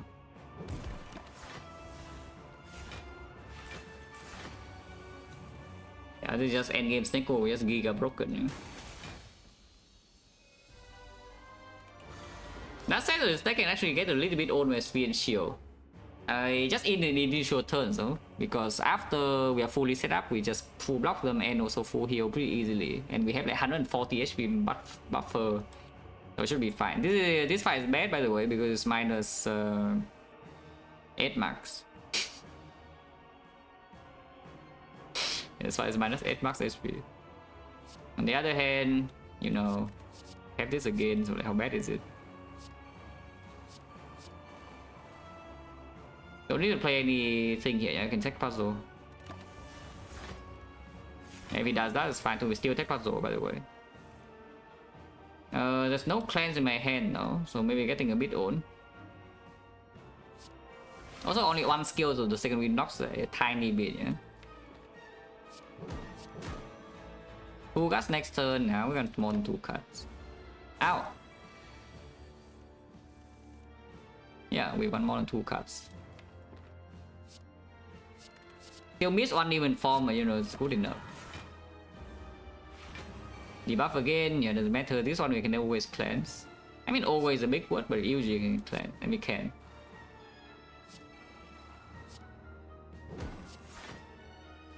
And yeah, Reaper's in there. This pattern's actually a giga cancerous, so like, what the hell? It just spams draw down to debuff, yeah? And we have a dome. Good thing they're actually freaking overpowered, otherwise this fight could have been a little bit problematic. Yeah, good thing they're actually just completely overpowered. I mean, you can see like what is happening.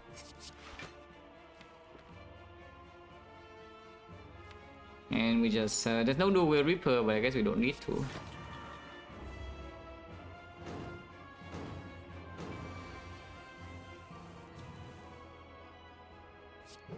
Yeah, just play one Reaper now, because why not? Sure. Yeah, that will displease, by the way. In fact, we can feed next turn, probably. Oh, unless he does that. If he does that, then maybe we can not feed. Maybe we still can, no? Because we have so much damage, even do weakness. I mean, certainly it looks like it's dead. Yeah, it's just freaking dead.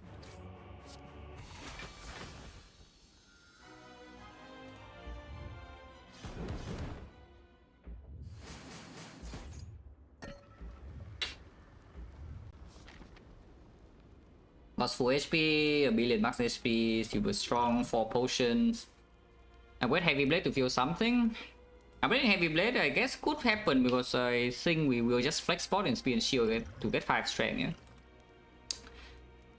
To burst on them down quickly and maybe inform, even if it's late, we are not getting like, destroyed. Yeah, sure. Another Fear No Pain, well, that would work. Can buy Entropic Brew for fun, can buy this to guarantee cleanse on 2, but we already have the things here. Can buy the Sling for 2 strength again to feel something. You can just remove Strike. Or just remove Strike. How bad is another Fear No Pain really? I don't know, but I already bought.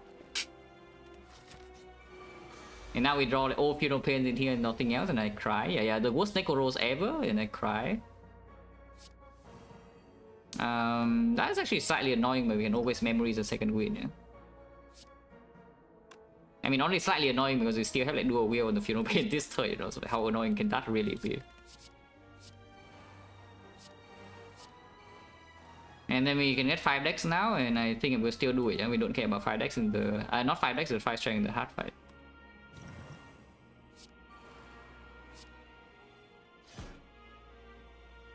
This is blocking enough, we don't need to play second win, defend, redraw later. It's not good though, because we make enough wounds and these guys also give burns. I can just second win this full block. Even if I full block next turn, Brutality still procs the puzzle. Calipers will be good here.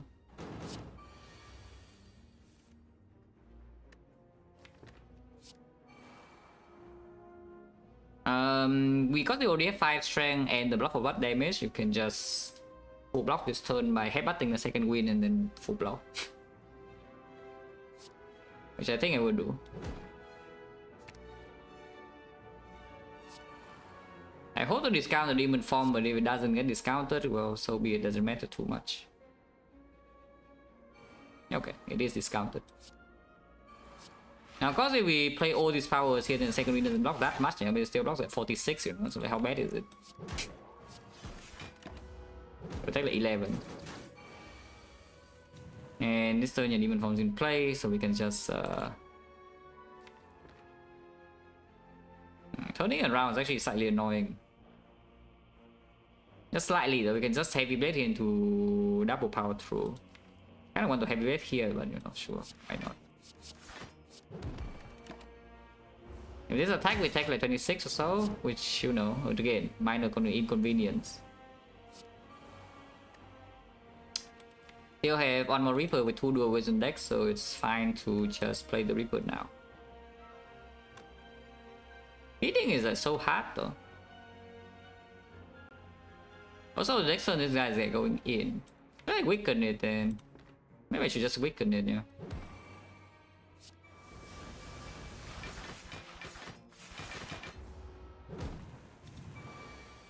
Okay, now it's dead. We can do a Will Reaper next turn on this.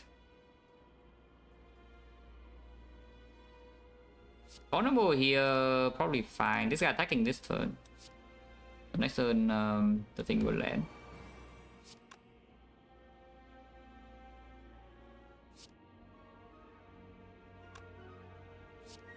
It's lethal, yeah? Yeah, it is. I mean, I can also just play Heavy Blade. But this gets me...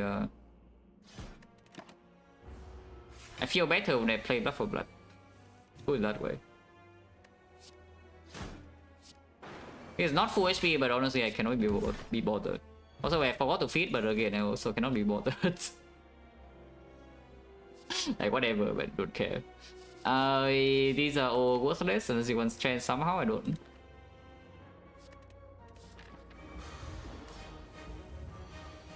This hand looks good, I think.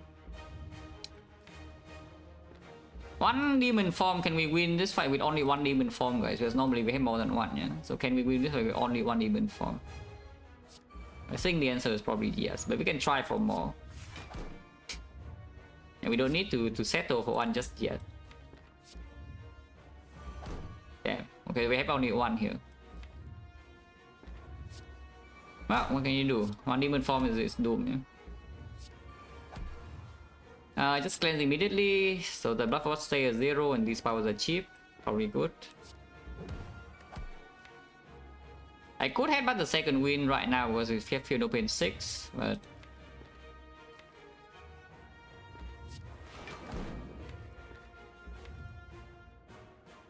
probably headbutt second win is like fine. I don't want to. I guess I can do like this.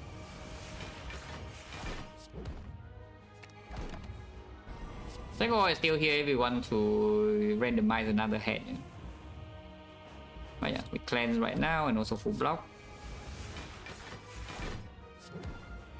Maybe we don't full block, but you know, it's like basically full. Okay, we actually full block because it's multi-hit first. I can do it with just feel no pain to feel something. Let's feel something.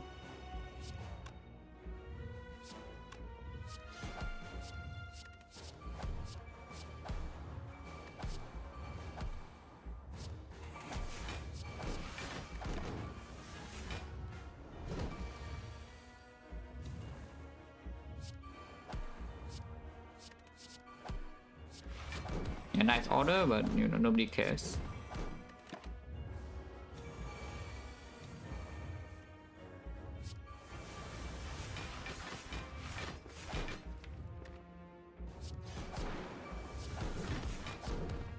Maxing out easily, next thing we strip artifact and then also nothing happens.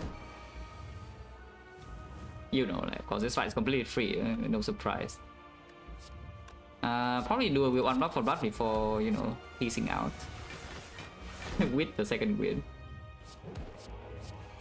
That's for convenient, you know, it's more convenient this way. As always, dead over 2 turns.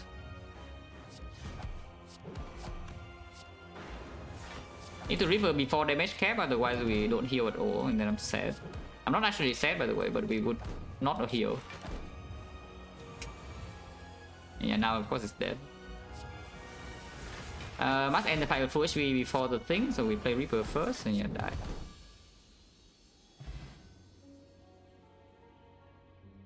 Now this one was very cool, and then it was just a strong run.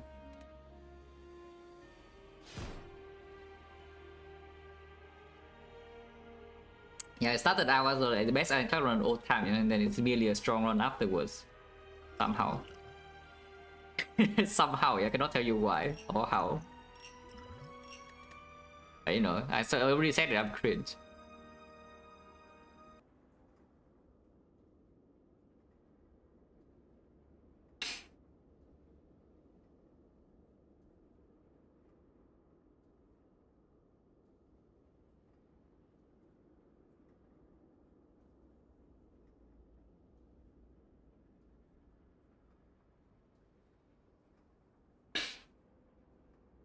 Yeah, like Transform 2 stays winning. Eh? Transform 2 and Ironclad is just very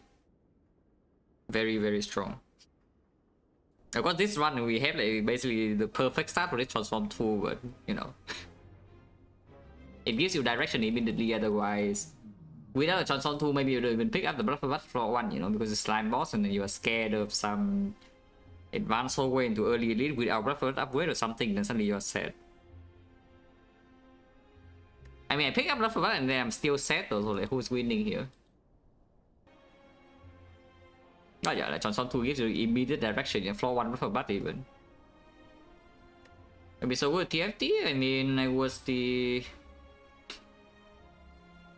rank 1 on the Dota Underlost leaderboard, global leaderboard for like a year or so when I played. So yes, I would be good at TFT. In fact, I played TFT for a bit. And I stopped at 500 LP Grandmaster.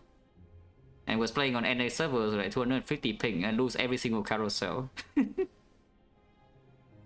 But it's okay. Auto battle is a thing of the past. Yeah, auto battle is a thing of the past.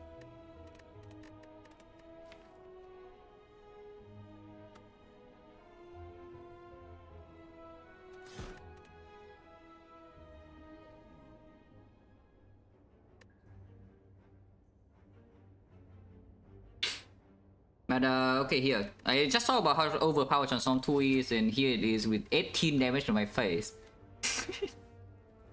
So is it overpowered? Because this time we have no shot to build out. You know? Last time the path was perfect for it. So either Transform bricks, you can go to shot. Transform did not brick, but it was a high potential. So we still went to the early shot to secure early game, and then we are very strong. This time the path is actually the 4 elite on the here. You know? There's no shot at all, and we have to fight. 3 hallways only into 4-6 into 4-8. Otherwise you get your shop like here, so you don't get time to fix your deck, so this option is a lot worse. On the other hand, is a common relic which, you know, just usually does nothing. But on Ironclad you have also the red scout on the pool, so maybe one more hit.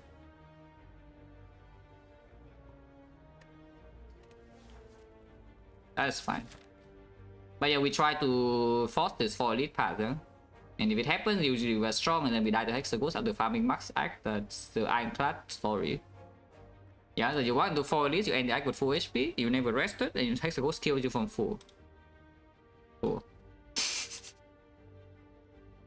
But okay, starting here is slightly better than starting here in case you want to path left somehow. So let's just start here and decide again here. Can we take no damage in easy hallways? For now the answer is a possibly no. Because right here I'm already taking 5, yeah? And next turn usually I would take 2. So I would take 7 and net loss is 1. But there's no kill here and just take yeah, whatever, yeah? So it's just this. If I do this here I can play 2 defense next turn, so that's the thing. If I strike here then I can play 1 strike into 2 defense, I draw both defense and this guy attack. But if I get punished it's by 1 more. It's probably still better to do this. Yeah, rewarded.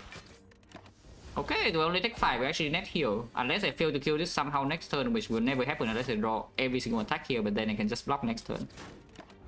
So we actually get to net heal 1, that's amazing. Haven't healed 1 in the first 4-way fight in like such a long time, you know, this time we even have a boost. Pummel will be good with the boot if we roll the boot here instead, but you know, that's not the boot. We still take the pummel over skip though. You can take intimidate. Intimidate is better if you walk into many hallway fights. We are walking into many elites. So the pummel into Hexaghost Act, you pick strength more often as well. Yeah? I mean, not strength more often, you pick strength regardless, but you know, strength is more prioritized. So for example, you would pick maybe even spot weakness over battle trend sometimes.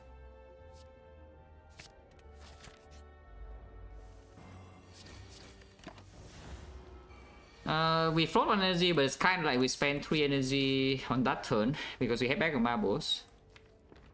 Unfortunately, putting the pummel here doesn't lead anywhere, yeah? Because we bought some deck of bash, so this goes to 19, and 19 is a terrible number. If we put the strike as 21, and you guess what the bash plus pummel is? Yeah, 20. So regardless, we are on off. No matter what we do, we are on damage off. So we will have to take 1 here, and probably if we draw well, we take 1 next turn, otherwise we take 6. Basically I see I want to draw defense next turn, not the pummel, yeah, so I play the pummel. And yeah, okay, guarantee lethal next turn, so we can double defend and take 1 more. Okay, we're actually healing in easy hallways, that's amazing. Why hasn't happened in like forever? No potion, no? The cleric, we are not going to any shot in this act unless we go here for some reason. Which maybe we might need to because we don't have potion yet, so something terrible happens here. We roll a fight. No potion drop, we roll into the worst advanced hallway ever, no potion drop, and suddenly I have to go here and I'm sad. I go for the scam. I guess you can play with the scam. If you don't play with the scam here, you can have 14 cards, still not 15 to sentry, yeah? So it doesn't really matter. We play with the scam. Wait.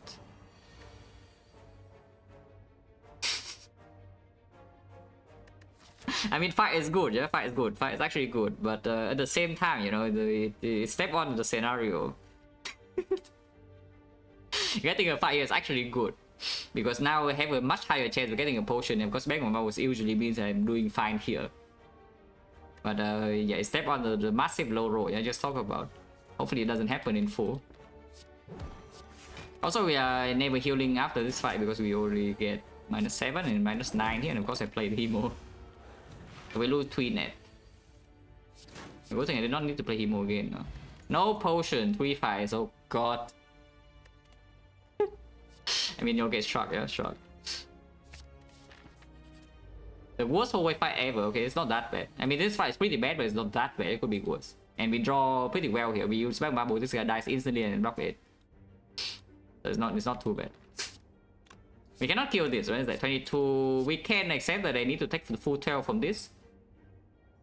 Or I can just block 8 and leave the Joggle alone and have Hemo redraw, so it's probably not that bad. Clear will be good here? Yeah, clear is -8. Like, what do you mean good here? Is -8 to your face good? Because I think the -8 to your face is pretty bad, you know.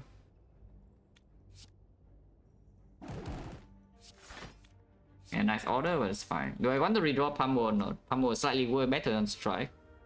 But it does delay Hemo draw and sometimes make us brick block if it buffs next turn we fail to draw lethal in the turn after.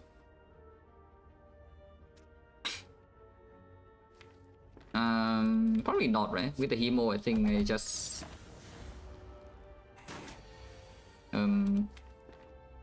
I mean, there's no reason not to bash try, though. There's no one to play. Maybe we can kill here with Hemo redraw sometimes, but yeah, struck again. And next turn is guaranteed lethal because it's 30 HP, and then we have bash Hemo is exactly 30. Yeah? Need to pay 2 more though, you know, it's not that bad. Unless.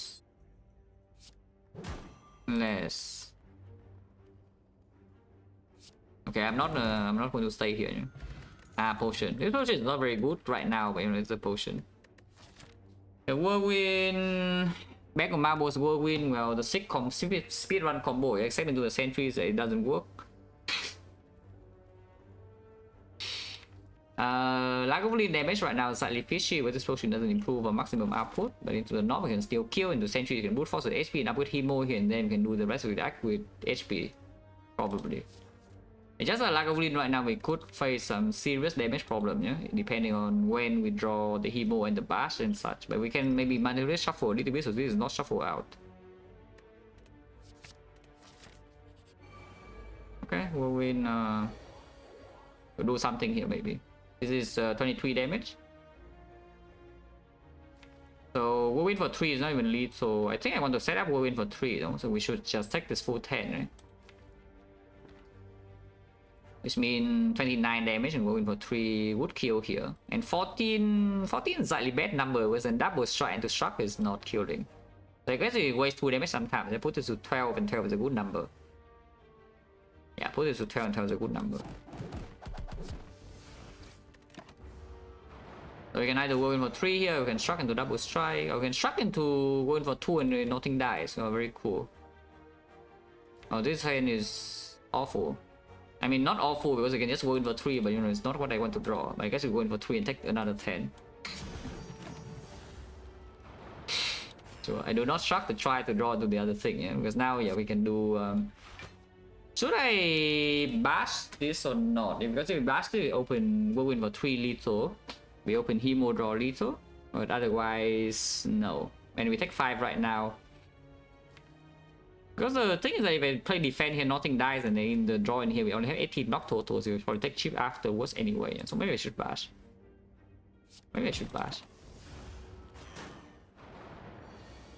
Yeah, and now we win for 3. Actually killed this because we bashed last turn. Okay, perfect fight. I mean, perfect as in with the draw that we had. You know, this is as much SV I can get without potion use. The more bank. Well, we're not going to short. The more bank now is like fine, unless we roll the shop here and then I don't even know whether I'm like so sad or not, but you know. The rage. We can take the rage to give 15 and it's good against Laga, and right now against the Knock we have back on marbles, can do Hemo, we can draw pot, so I'm not so scared of the thing. The Hexaghost is around the corner and we have no solve yet. I mean, of course I know we're on 4-6 and we get like 4 more relics here, you know, but you know, time is ticking.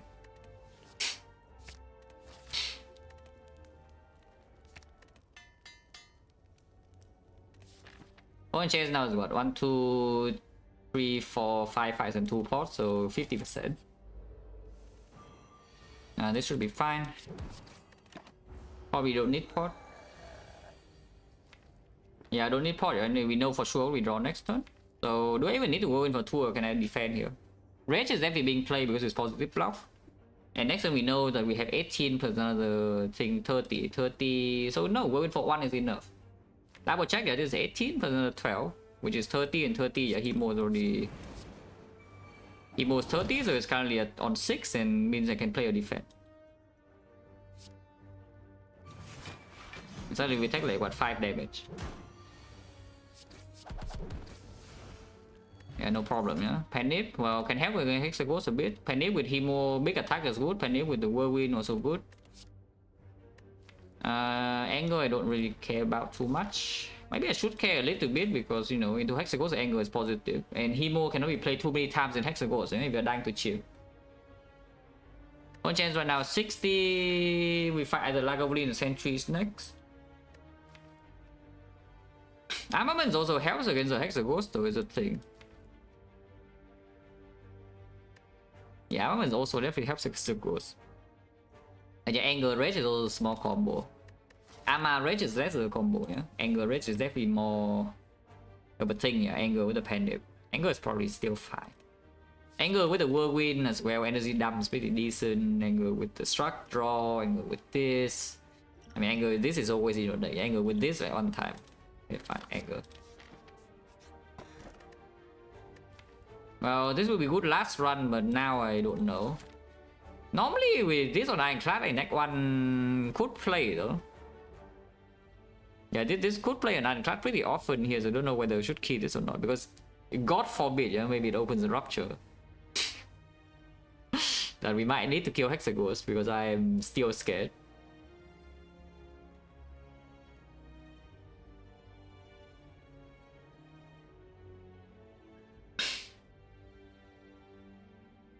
Block there? Yeah, every player who opens the draw power knows that they can block. Like if you want to talk about like good micro, talk about the Sentries fight, please, not the North fight. North fight is a, you know.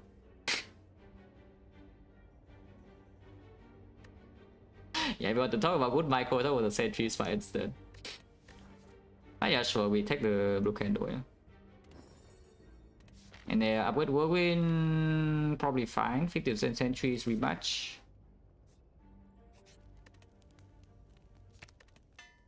And burning can also be Sentries as well, so it's not too bad. That's not Sentries here. Amazing bag of marbles value.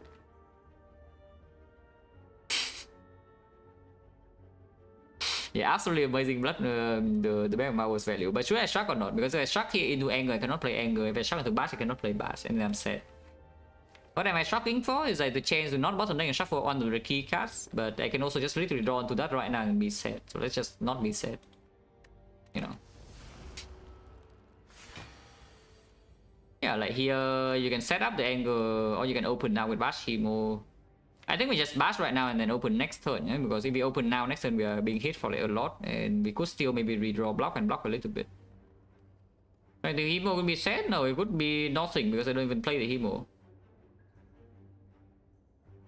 But yeah, here we can just bash.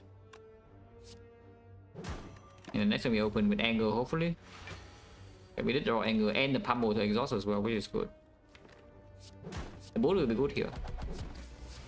But I say that, but please don't drop the boot. Please drop something better.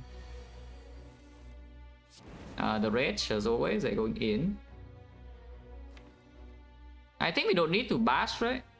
I just want to block 3 extra and then we maybe even have a penny and whirlwind sometimes. Hopefully not stupid. I mean, remember what happened the last time I tried to greet HP in Lagavulin. It's dead, yeah. I mean, this is 54 damage. It just breaks the penny for the next fight, but you know, setting up penny in here is just freaking impossible. I mean, it's not that impossible, but we can't break and then I'm sad. And I'm taking 2 immediately. Die. Oh, the Revenge of the Set, part 2. Uppercut is fine. Sure, uppercut, yeah. Explosive pot? Probably not. Loop pot is already better, and the draw pot is also probably better against Knob. Yeah, against Sentry is explosive pot, but then if we get really in trouble, we can just do Whirlwind. Ah, that's why I have the blue candle, guys. See that? This knob is huge. And once again, we have like premium bag of marbles payoff here. Yeah, look at this. I need to stop drawing 4 defense on turn 1, I would say that. Yeah, and then I say that, yeah, and then Avocado first time back 2, we draw 0 defense and attack 21, and then I cry. Because bag of marbles or not, it doesn't die. So there's no need to drink a potion yet because we already have 30 damage and still the tongue's damage in here with vulnerable. And but at the same time, like we do get a chance to drop new potions, so it's fine to use a pot here maybe. If I use one pot as a draw pot, it's definitely not going to be the loot pot. I can shock first. If I shock first, and of course the draw pot gets worse because suddenly now I cannot play bash or uppercut, so we would just not draw pot if I play shock. Okay, that's fine.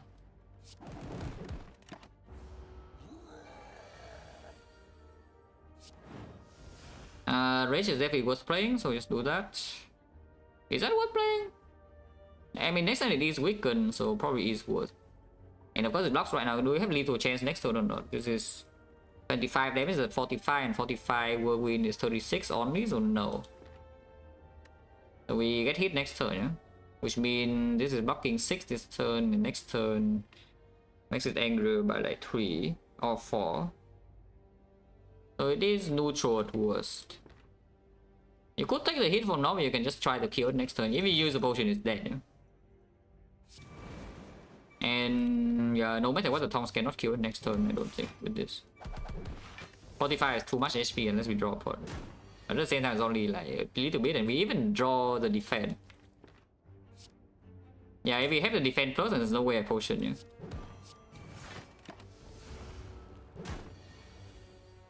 Yeah, now it's dead.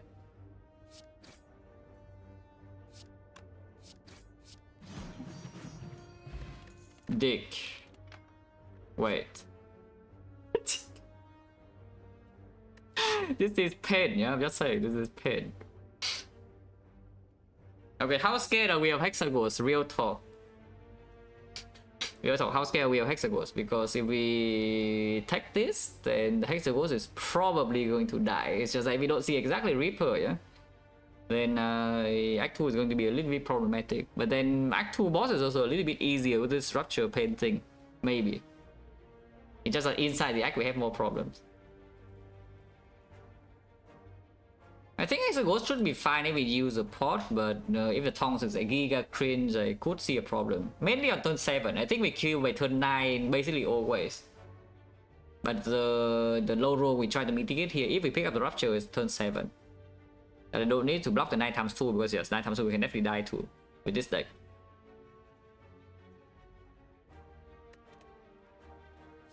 I mean, I was about to say that it's been a long time since I picked this, but that's literally untrue. I picked this yesterday. So that's just complete fake news. It was literally in my deck yesterday. Also, it's not going to be green because I'm digging, you know. So I'll probably skip. And hopefully I don't die to Hexaghost because I skip this. Because I'm digging, I'm not going to upgrade Rupture.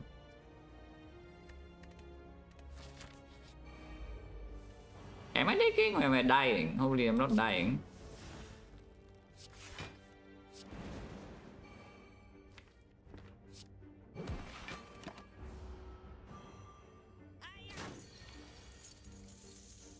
$40 damage, which is overkill.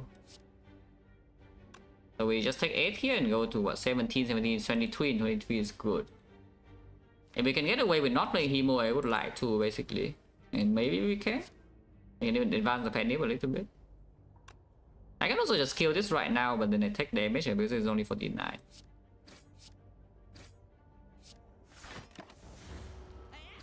Yeah, right now here 23 and 23 is good.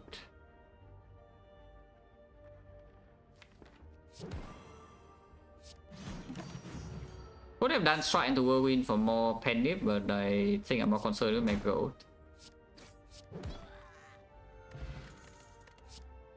Evolve so that we draw birds more often and I die. Oh, cool. Armament so that we have a more peaceful time digging. We already have the tongue, so the armament is not super effective and the attacks are already green, kind of only the uppercut is the main target. I guess sometimes anger.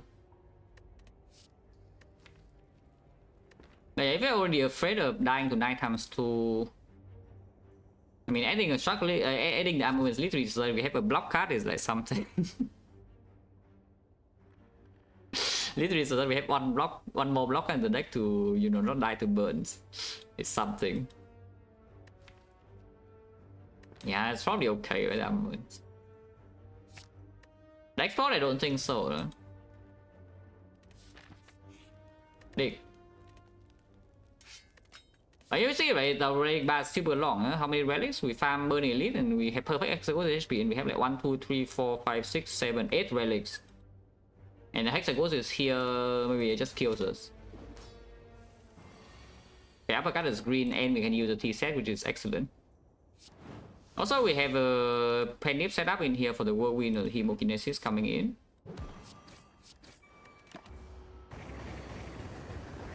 Yeah, like 60 damage, it only 1 times 6. So that should be fine for turn 9 damage, it's just that again turn 7 will still be an issue. But it is freaking half HP after 2 turns, and look at this.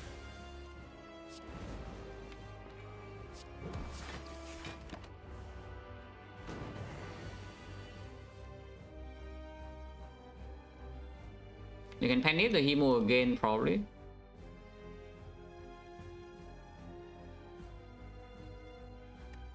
One, two, three, 4 more turns. Yeah, 4 more turns. So now is the time we need to decide. Here's when we need to decide. Am I trying to kill by 9 times 2 or am I trying to block? We will go into a blind shuffle. So we have no idea how much block we can draw. But if we have full block this turn, we can most likely not take damage in the next 3 turns. So it's just going to be... Actually, is that true? It's 6 times 2 and then 6 next turn and then buff. Oh yeah, actually we have this draw power. Yeah, okay. We know exactly that we draw this entire draw power. I can get +3 with the thing, or I can +1 with the struck extra. But overall, this is what we draw, and we know that we are facing 6 damage into another 18. But we have the uppercut and the breast plus. I think we should block this chip, right? Yeah, I think we should block this chip, yeah. And if that's the case, then yeah, armaments on the pummel, play the defense. I don't think I play struck.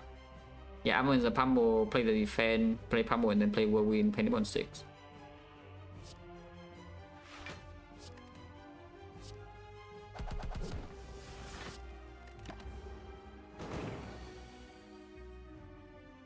Uppercut being drawn now and Hemo being drawn now is like pretty bad though, so shouldn't be concerned now. Because now we know for sure it's not going to be weakened during the 9 times 2. And we also don't have the penny on the Hemo. So should we pivot to the killing line now, because it is possible, yeah? Because we can just simply deal 49 damage and now it's at 60. And penny is on 8. So we penny strike already 27. It's against 12 block, right? So we deal is at 72. 72 with vulnerable penny. 27 plus 45 is exactly 72. If we penny to strike plus. Okay, let's pivot to the killing line.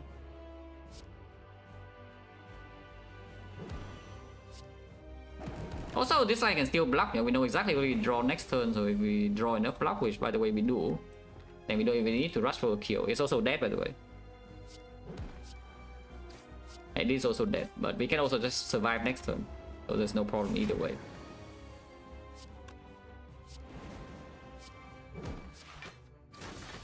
I mean, you see, like, damage on turn 9 is not even close, yeah?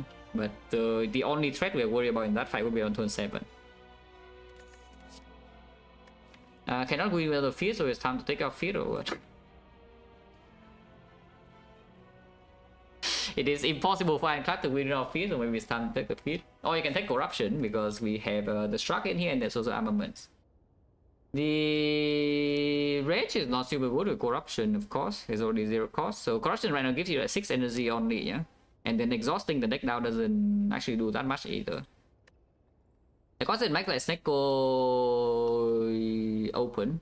Snecko is not too close though, like even though we do have rage and anger, Snecko is still kind of fine. Back of Marble Snecko is a good thing, Whirlwind Snecko is a good thing, Uppercut Whirl Snecko is a good thing, Tongs Snecko is a good thing. So there's still a lot of things speaking for Snecko because I have a billion gold here. So even if you don't take the corruption, you can still take Snecko if it shows up against garbage, yeah? On the other hand, you can take feed. And feed we have the Tongs, we have the armament, so you know.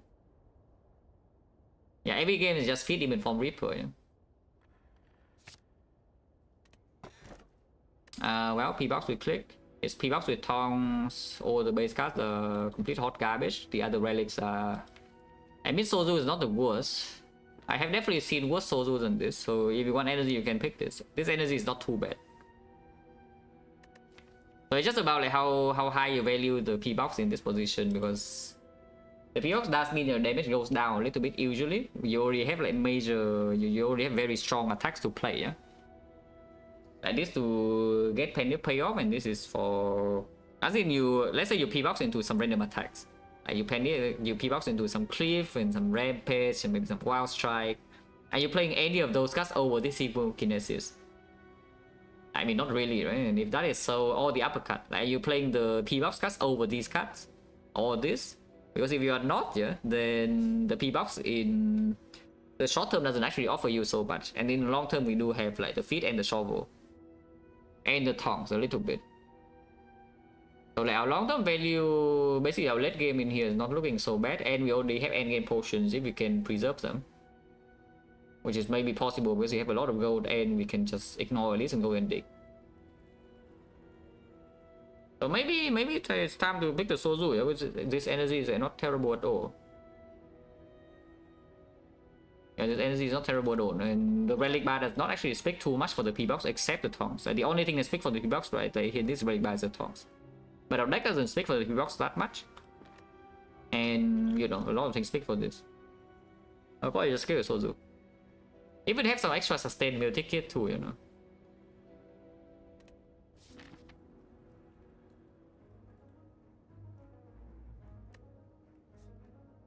I'm trying to ignore P-box ignore, yeah, Joseon's terrible. Heard it here first. We can run into 3 elites anyway.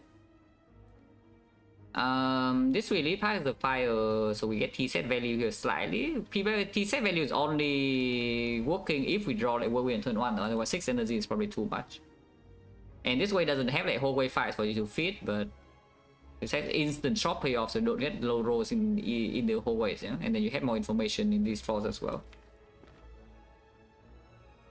And you get an extra fire. If you go this way, then yeah, you get the shop here, and then afterwards, if you want to fight this elite, then the rest of the act is not so easy. I mean, the rest of the act is also not so easy. These are all advanced hallways, and then you fight elite into fire into elite here, and maybe you are fine.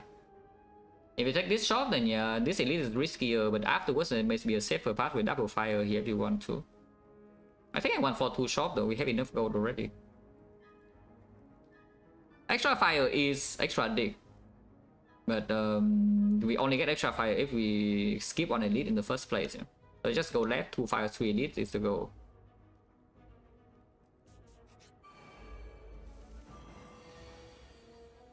Yeah. Okay. Unfortunately, it's 3 damage off, but that's still fine. We deal 43 damage, 11. 11 is a bad number for feet, and this guy is probably going to die in time anyway, so we should hit this guy. Also, another thing of the force energy is that if your base cards are doing okay with the tongs, as in your energy, your extra energy converts into one base card, but the base card output actually matters because we have tongs and also a little bit of armament. Then the force energy is stronger, even if you ignore the draws that, you know, that overlay your woodcuts.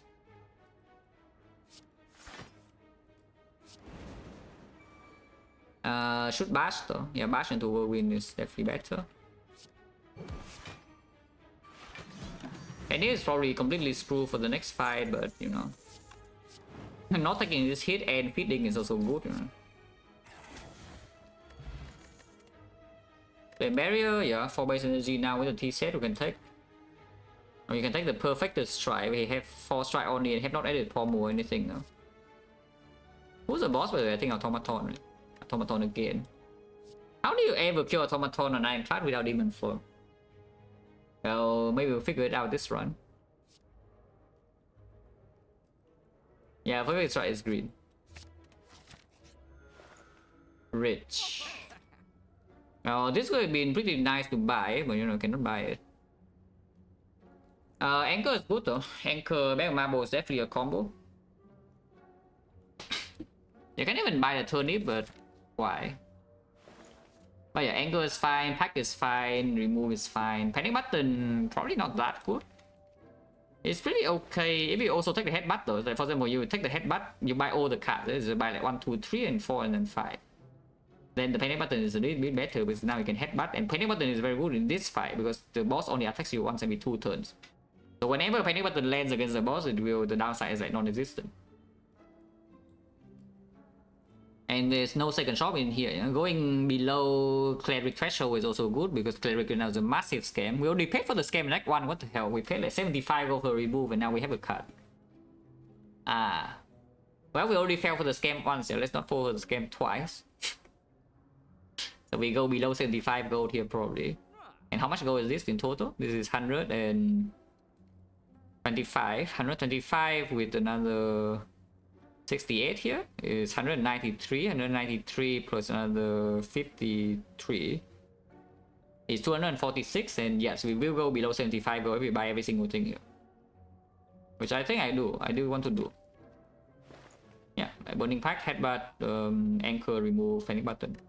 And then we see bites next floor and I have remove another strike and then I'm sad. Because bite Sozu bites with the feet, excellent combo.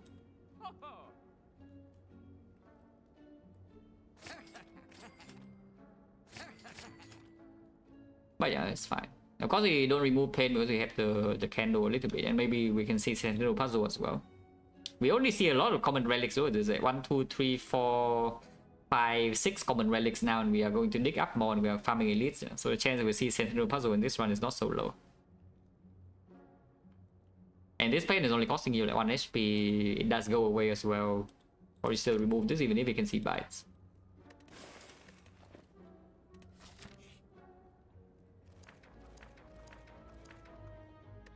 Oh, that's fun. Oh, Rupture.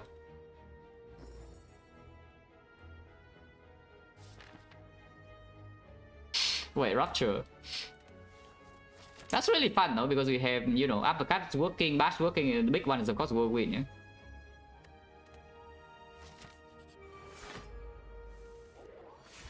Yeah, nice anchor, amazing. Hopefully it will get destroyed by this thing, by the way, because it could happen.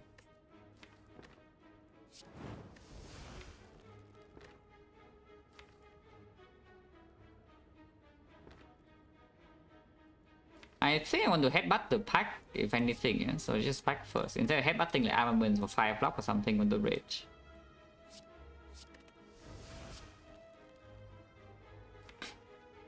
Yeah, I think we just headbutt the pack because there's panic button in here.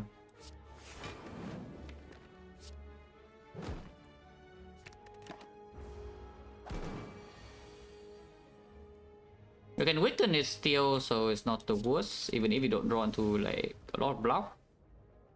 Pretty bad though that we break on both the struck and the panic button this turn. And this is not killing, yeah, it's not killing, it's only 48. So we're getting a bit old here. I can't say in rest. I would like to not rest, so we would like to dig.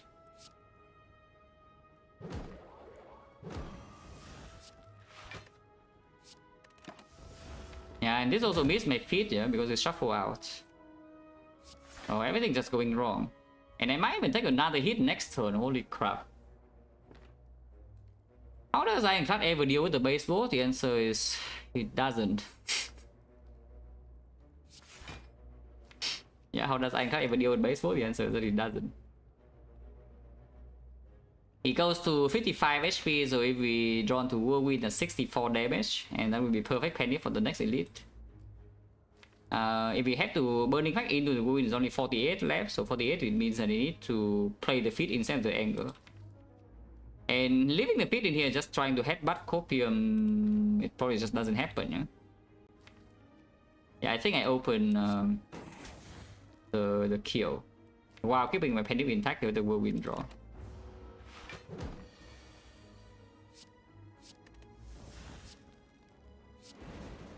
Oh, I guess it could have coped, huh?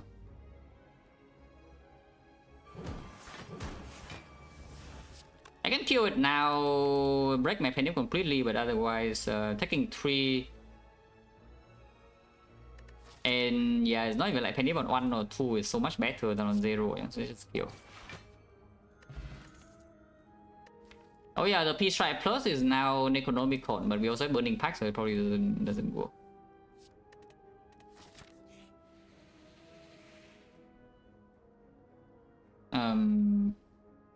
Don't know about that. He could have asked for like some the more bank or something, you know, but no. I mean, I guess they only more bank. Like this I don't give, this I don't give, this I probably also don't give. This I don't give. This I guess I can give. This is here, I don't want to give it. This is I don't want. This of course not. This is no, and this is no. Yeah, okay. My rank bar is like pretty decent, so I guess there's not much we can give him here. You can toss the shovel to no. Maybe the Lord's giving you a warning, you know. It's like, yeah, give me a shovel right now or die. Because we can give the Lord, we can give the Lord the shovel and then freaking rest instead of digging, and then maybe we don't die to this path.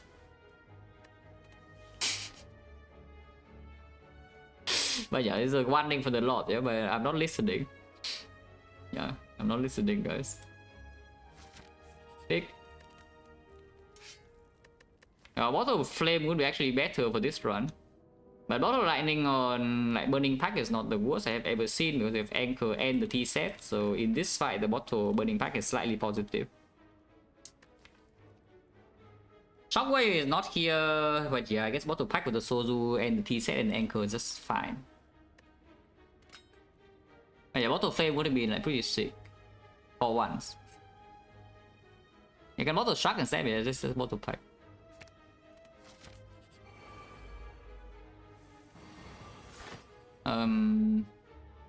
I hope I don't need to, you know, potion this turn because 6 energy with this is not very pleasant, to say the least. Oh god. Okay, I guess our draw pod is gone, yeah, because we cannot deal with this. This is not possible. This is not possible, and we might still, after draw potting, we might still die. So I guess our draw pot with the Sozu is just gone, because this is our draw order apparently.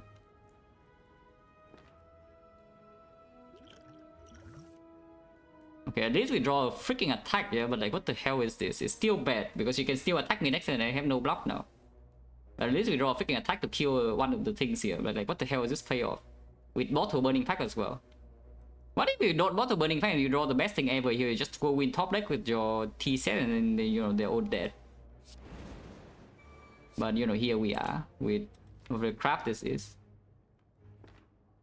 You can still swing next turn and then I die.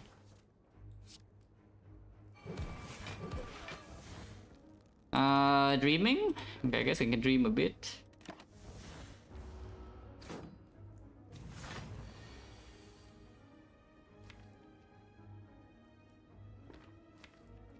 If she swings next turn, she's still weakened. So Whirlwind. I guess if we Whirlwind right now, we can just play the Whirlwind. And then what do we do against the Resummon?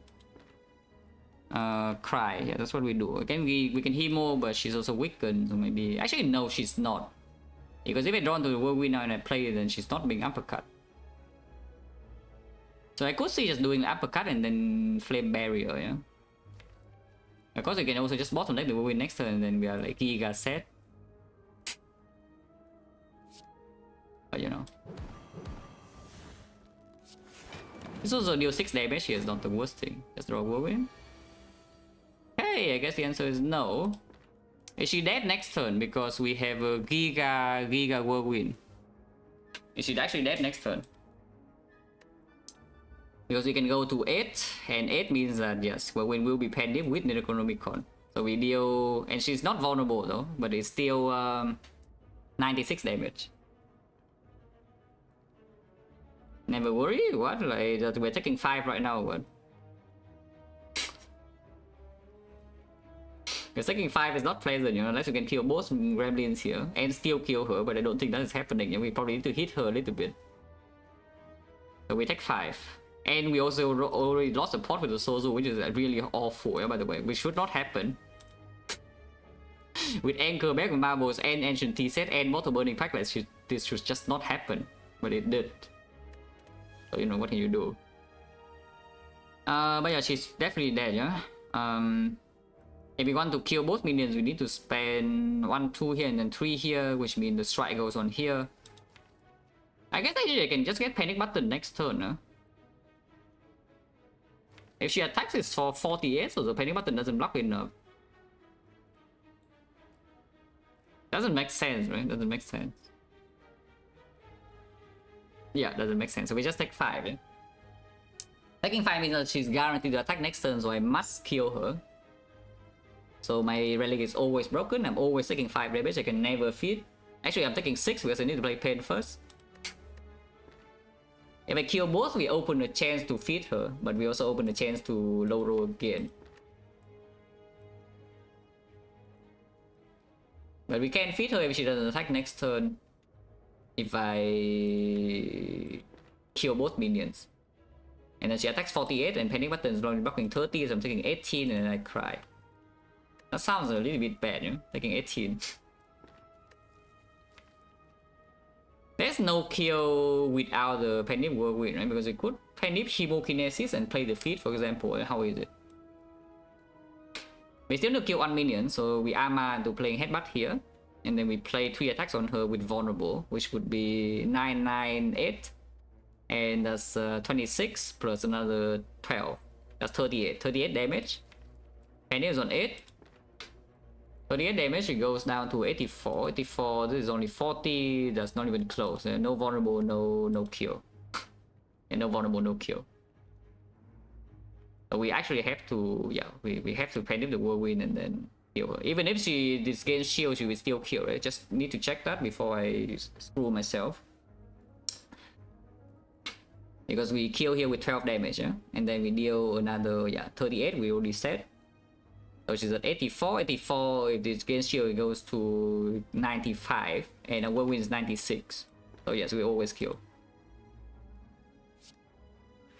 But that's annoying as hell. Relic's broken, potion gone, feet is also done for, and I mean, I guess our HP didn't go down too much. So that's like the one decent thing that did happen. I could have an anger for slightly more damage, I guess. And 1 panic charge.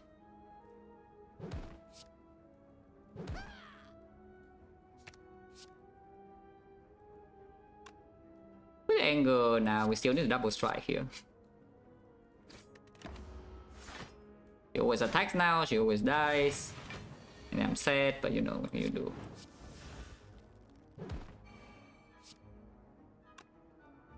Can I pummel instead? Pummel instead, and then it's 48 only, so no, I would die. Wait.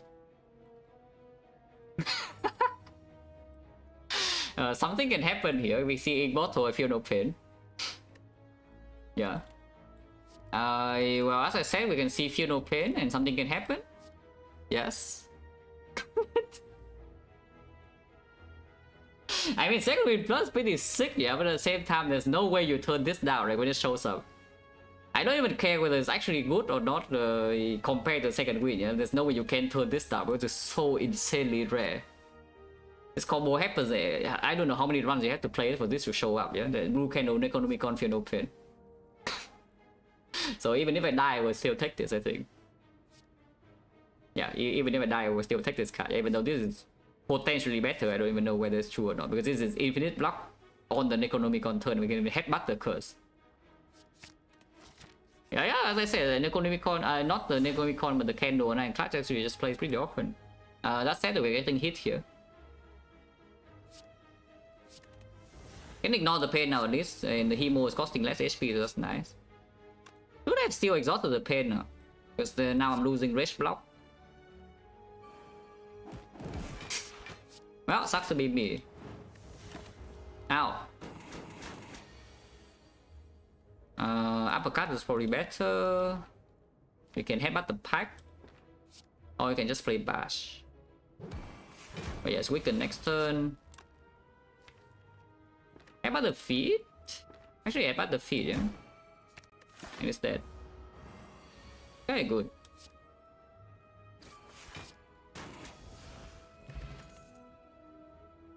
Close line Necronomicon, probably not. Pommel Strike minor, it's very mediocre. Infernal Blade don't need. I mean, Pommel Strike after is going to be green with armaments, all the tongues is good, but I think at this point we probably just take a second headbutt, yeah, because we have the full block, like infinite block in our deck already. With the Feel No Pain Necronomicon, we just want to have the Necronomicon in hand whenever we please. So for example, like Pyramid would be pretty nice, you know, because Necronomicon never gets out of your hand. You have full block every single turn. But yeah, skip. Yeah, today cool runs. I mean, the first one was cool and then it was not cool, yeah, but it was cool. Yeah, it was cool until I picked the boss Relic. Lantern with the bottle pack is slightly something, but we already have the T set and we have the anchor as well. Probably can key this. Yeah, probably should key this.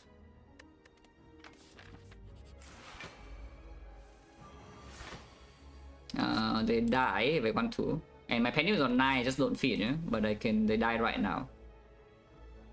This is 12 times 8 in 96, yeah, we kill both. Okay, I want penny for next fight, though. Die. Oh, second wind's back. Is it still good or is it doing anything? Is it actually doing much? When it's not green? Now that we already have this combo, like, what does it do? I guess it exhausts every other card so we can draw into this more often. Okay, fine. Because right now we actually have an exhaust loop payoff, yeah? Our exhaust loop payoff is the Necronomic Curse. You exhaust every attack from your deck, you exhaust all the other skills, and then you just draw your infinite block every single turn. Boom, boom, boom, boom, boom. Maybe you deal damage slowly, but nobody cares if you block infinite. Until the time meter, and time meter cares a little bit, but then we can just Necronomicon time meter to death, you know? Yeah, the time meter shouldn't be a problem, you just Necronomicon it to death. So, you know, sure, second win. That is more turn 1 brick though.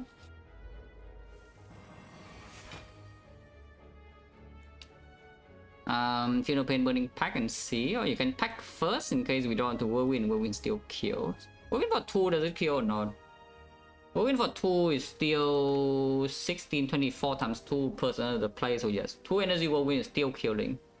Do we kill with Bash? Yeah, we kill with Bash without... it's only 3 block though. I should probably just pack first, yeah?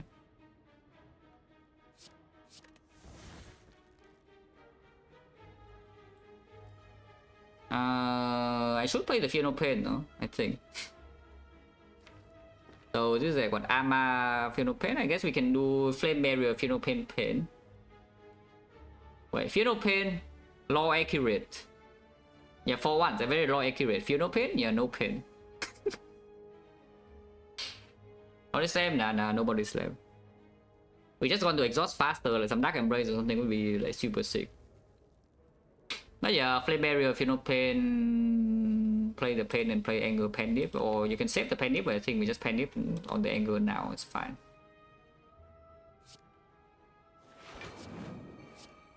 Boom, no pain.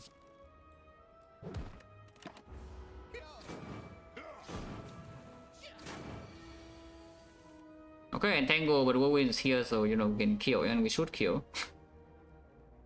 This is 48, so it doesn't kill here, and we can maybe feed it.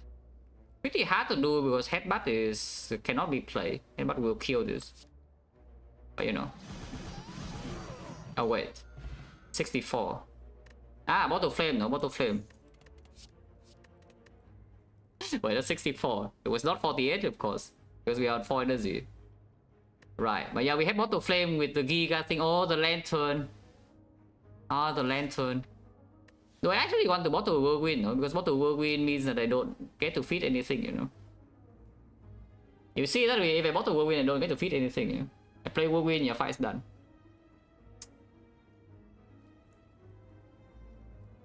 So feed will just not happen, guys. At the same time, I kind of want to draw Whirlwind in a lot of fights, I'm not gonna lie. Second feed so that we can actually land them accidentally sometimes. Okay, why not? Dick. Okay, here we feed with this instead. We feed with this instead. How much damage is this? Is 144. Okay, she doesn't die. Very good. Okay, perfect. And now we can feed.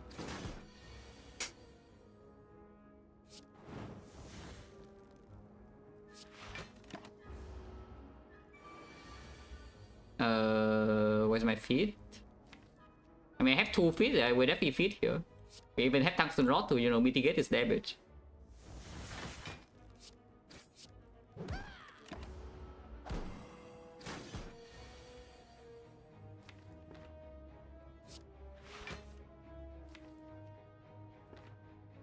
How stupid is it to wait for the second feed and maybe get tongs?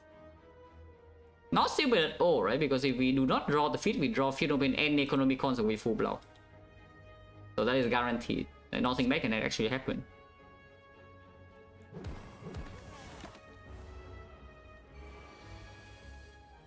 Ah, missed. Can try again, no? Can try again. Because they could full block this turn and then mess up a Penip. But Penip doesn't matter, right? You set up Penip to 9 for what? So that you don't feed this firework. Because right now you can actually still feed this firework. Penip is not set up yet with your Necronomicon Whirlwind. And you intentionally mess up your Penip. And then have it in the Automaton fight, which by the way, for some reason we don't have it on turn 2, the Whirlwind. But you know, that's minor details. Minor details. No, yeah, I mean, there's no reason not to try, right? It's free. And also this is fun, right? Like, isn't this fun? How often do you get to do this? I mean, I'm having fun.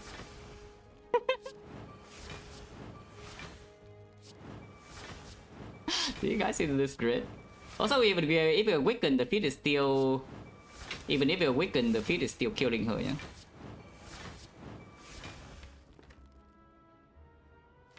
So yeah, just headbutt the feed and then... Maybe do something about it. If it's not upgraded this turn, we probably have to actually cash out, though. Because now we have no guarantee for next turn at all. So we probably actually have to cash out.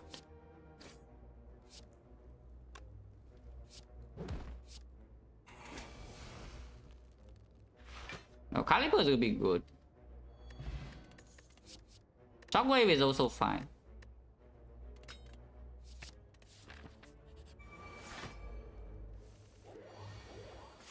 This is a 64, yeah? So I don't actually want to kill the baseball, I think. We could Shockwave into Whirlwind, still kill the sentry, but shift 2 layer from the baseball. What does that do? Leaving both of them alive is not... probably not good, yeah? Depends, I mean, we can kill it right now, but you know, if I try to feed it, then it can hit me. It can very well hit me in the face if I try to feed it. But I am trying to feed it. So I don't know whether we actually would get our revenge or not. We still kill the sentry instantly, I think.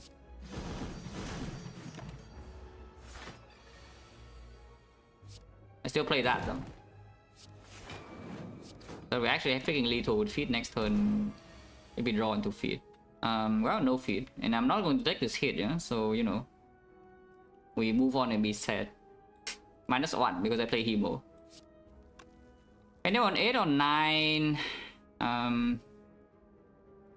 we can set it to 9 because you can Necronomicon the bash. It only deals 16 and 16 is not killing. And then we can play the strike and penny on 9. Which is slightly better on 8 even though with the Necro Whirlwind it's like roughly the same thing on turn 1. It does advance by 1 stack.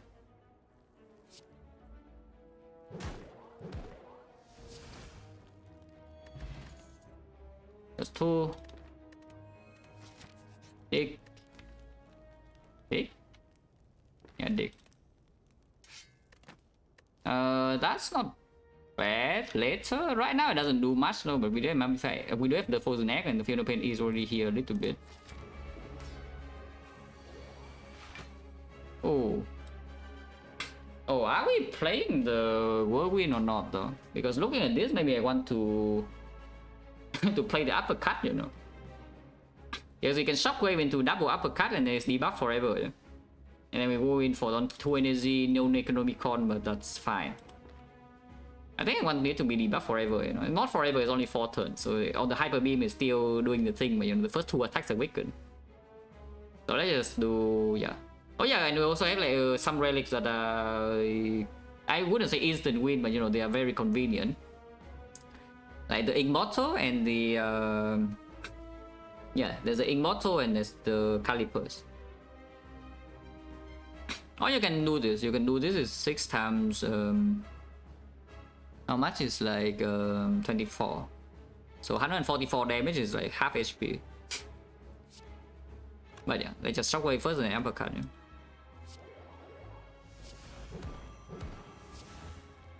I guess a good burning pack, but probably just will win. Panic button is good next turn as well.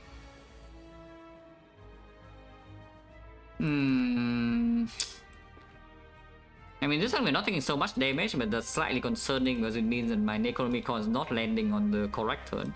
I guess I could just headbutt the Whirlwind and they will steal 1 feet and Whirlwind next turn is always killing. It's not too bad.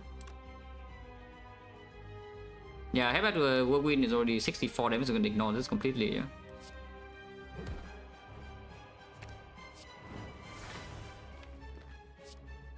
Okay, make the Rod happy by playing this as well.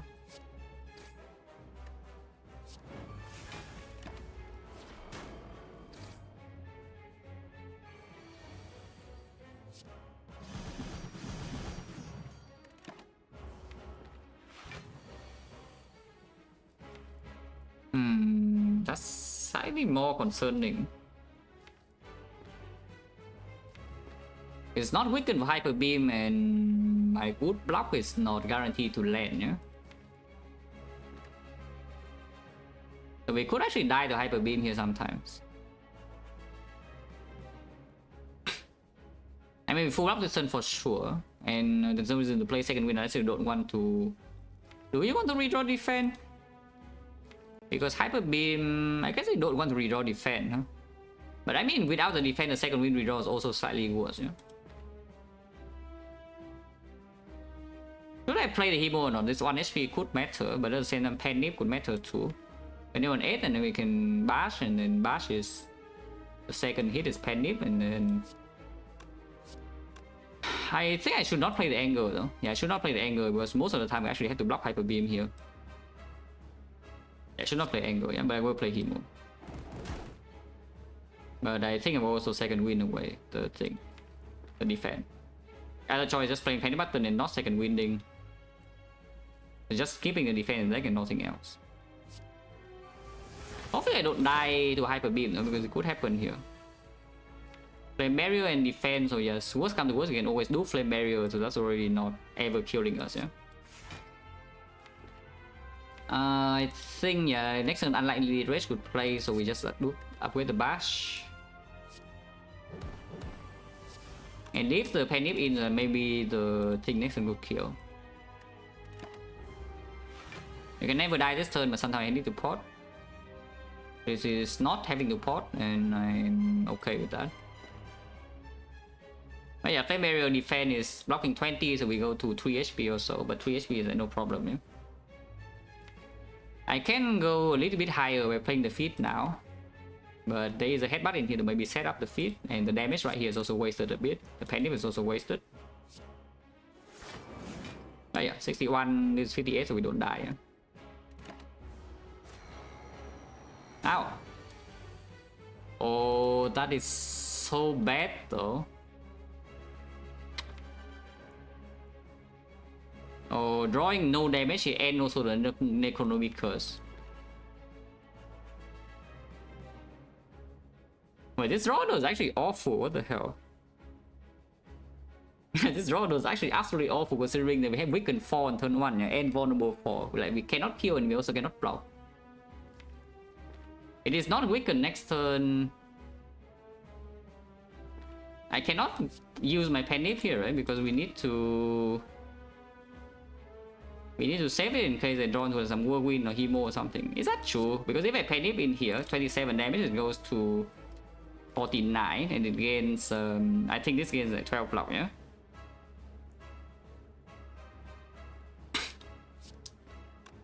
So, no, 59, 12 block, 71. 71 is still lethal to Whirlwind, and Hemo is still 60 damage, so it is also lethal. Uppercut is not lethal regardless, so I should play this try. I should just play this try and make a little bit of progress. There's no reason not to play this try. But yeah, we can just die next turn with no counterplay here because we have drawn that badly. And the Necro Curse never really lands. Okay, we don't die though. And with this we can even get to feed because we full block this turn easily now. But that was very scary. And we headbutt the feed and feed immediately, that is losing 1 HP, yeah? So I think maybe there's no reason to, but if we do not headbutt the feed right now and feed with the Hemo, I think if we do not play the Hemo, then sometimes I cannot even play this feed and then we need to wait again. Yeah, chance to die this turn is pretty low because, you know, Hemo is killing, Whirlwind is killing, headbutt plus draw is blocked. Like this we draw headbutt plus draw. Uppercut would also be killing with the loop pod. Yeah, uppercut is like 57, so we need another 14, so we usually have. Yes, uppercut is probably also killing with loop pod. So the chance to die this turn is very low. It is present though, which is annoying, but you know, very low. Yeah, if I do not play the Hemo to save this 1 HP, is this 1 HP isn't real? If this 1 HP is not real, just play the Hemo and get the hell out, yeah? We heal to, we are missing what, 83, 83 I play Hemo, missing 84, 84 is like 78, 78 is, no, it's not real. So I should just play the Hemo, because this HP loss is not real. The only reason not to play the Hemo is to hope that I upgrade the feed here with the tongs, which honestly at this point I don't care. But yeah, we Hemo 30, headbutt the feed, struck into the thing and play the angle and play the feed. It's lethal, yeah? It's 30. 30, 48. 48 is that. Yeah, it's lethal.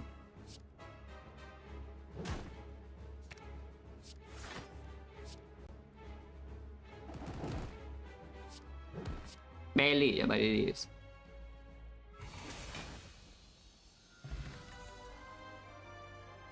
Upgraded. That is real damage, and we can buy time, kind of. Or you can take Impervious, which is just the worst economic curse. And we have the, yeah, it's not Barricade, it's not Offering, it's not Juggernaut, it's not Fiendfire, it's not Reaper.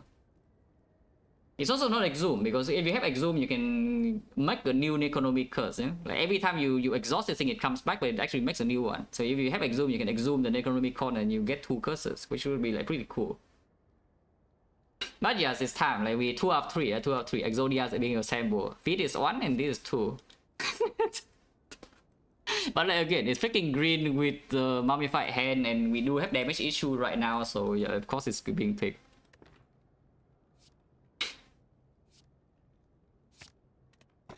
Amid. Well, that is amazing. That is possibly the single best relic we can see, because now Necronomicon never goes away. So the moment we draw into this and this, we full block every single fight. So that's the single best relic we can see, yeah, probably. Except Timeter, yes, Timeter you don't full block. Every other fight you full block. Like forever. Because Necronomicon never, the curse never goes away. Unless you get betrayed by some Immortal or something. So now I wonder whether we could pick up Immortal or not.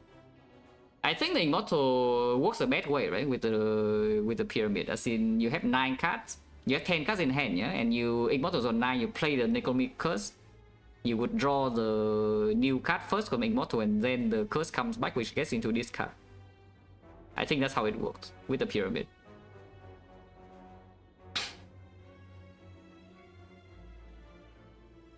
Okay, now where do we go? There's a 3 elite path that goes to a bunch of fires, so I mean that's good enough for me. Okay, let's just go to fires and elites. Yeah?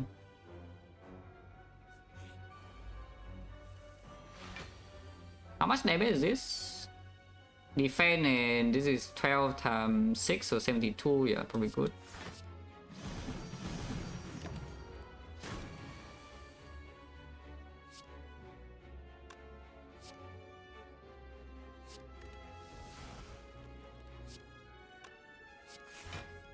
Okay, 50 plus is here.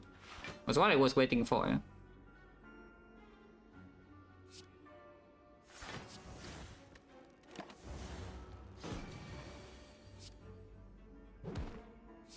Also, it blocks 2 depending on button as well, so that's very, very, very, very good.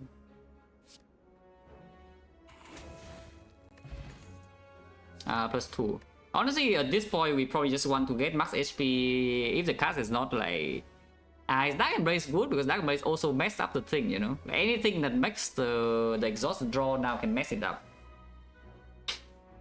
Dark Embrace cannot be bad, right? Yeah, if I see a Dark Embrace Plus, there's no way I'm going to skip, yeah?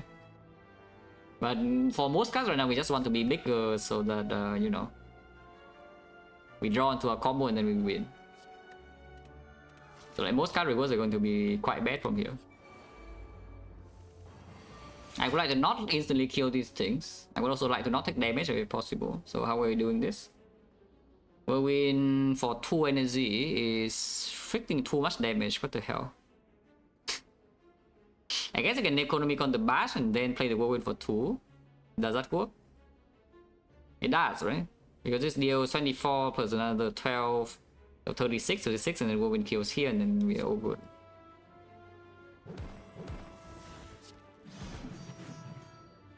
Can angle this, I guess.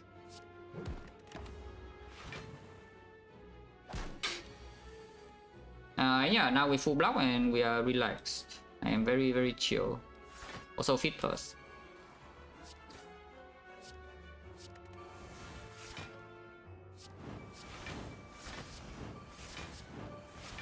And this stays in my hand now, so it never goes away. It never goes away.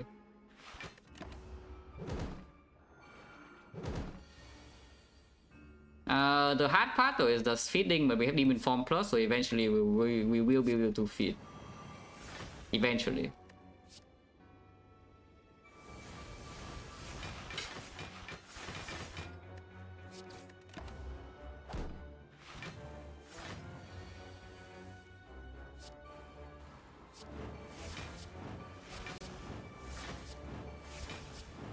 Don't even care about Penny on 9. Penny on 9 just make it annoying for the whirlwind. But maybe some fights actually need to kill on turn 1, so I will probably still set it up, huh? Yeah, probably still set it up. It's pretty easy to set up as well. Because you can get to a point where strength just one shot each of them. So for example, like here you play one headbutt and then you wait until all attacks one shot. And then it works. In fact, you can even do it like now.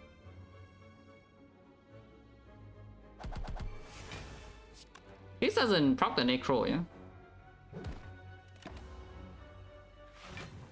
Wait, what am I doing? Okay, never mind. Penny, who cares? Right, of course, this thing doesn't even one shot because we only have like 6 strength. So of course it doesn't even freaking one shot. Like, okay, Penny, who cares? I mean, I can wait around here to get Penny back, but you know, that's too much trouble, yeah? Die. Okay, must move have been good.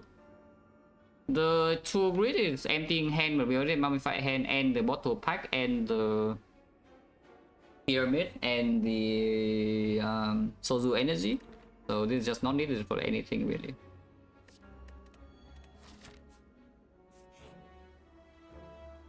And become Rise. I mean, we can be on in-net deck, like we already have 2 bottles and here's a Rise that also is no downside, but then we draw into a combo slower, yeah. So we just lose max HP and be set.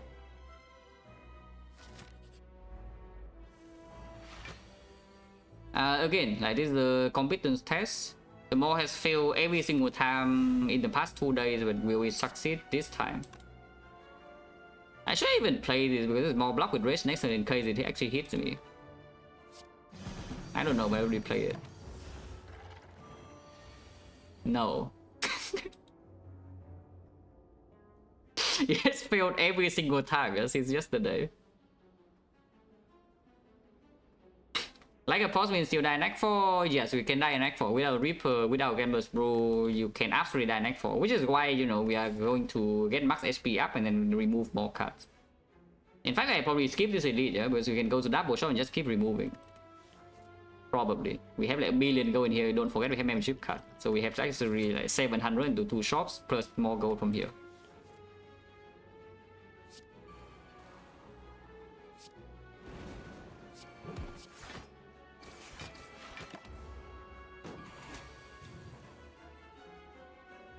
That said though, I can get hit next turn. I can very well get hit next turn. And then play panic button and draw to my thing and I'm fine, probably.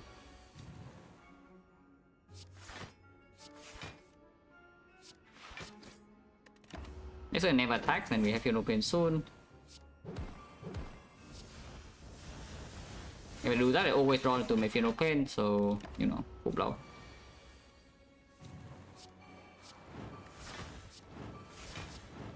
I don't even know why I'm doing that instead of just, you know, killing it, but here we are.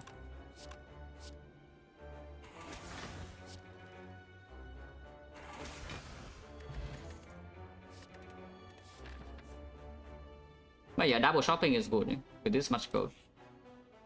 Yeah, even more gold. And we get a calipers here. But not that we need calipers now though. Not that pyramid calipers is no longer needed.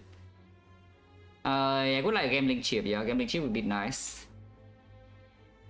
Like in that right, well, good thing you can choose to pick up the relic from the deck or not. So it's not compulsory. Yeah? How much damage is this? I don't know, but I already play. I think 96, right? Yeah. Die. We could try the double feed, but honestly I don't care.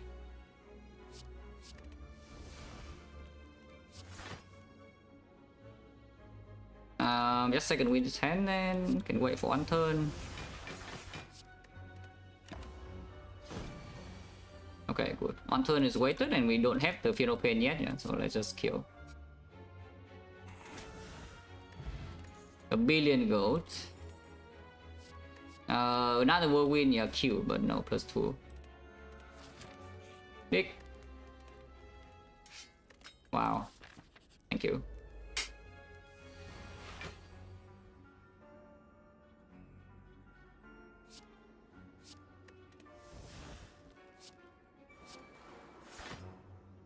Ow! We could get hit next turn. Should not even play that, but you know I did. Because maybe now we lose Rage Block.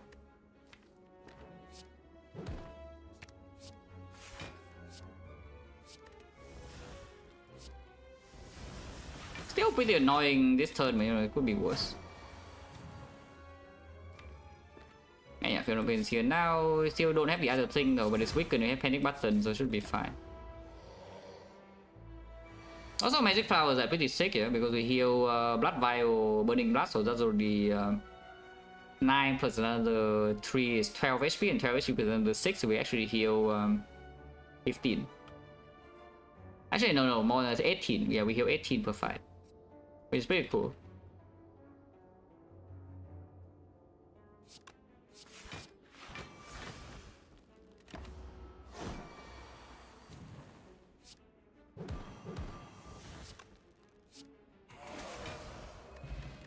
Infinite.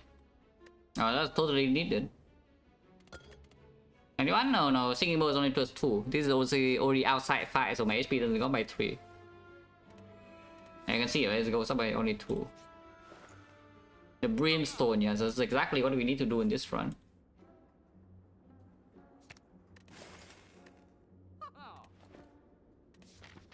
Yeah, there's nothing to buy here. It says remove and leave, yeah.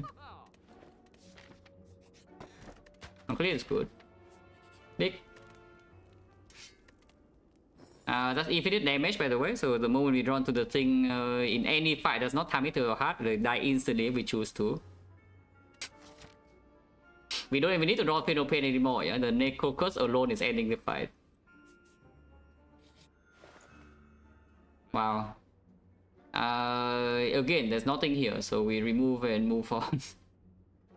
Wait, I have too much gold, guys. I actually have way too much gold, yeah, like this. I guess I can buy Sling, right? How is the Sling against Act 4 Elites? Because you can set up the... It's the first boss time meter or not? No. Ooh. So sometimes you cannot just kill with Ashes for the second fight. But if we set up Necronomicon 6 energy on turn 1, yeah? 6 energy on turn 1 with the Sling and the Pendip. Without the Sling, how much damage is it? With the Pendip, it's 24 times 6, right?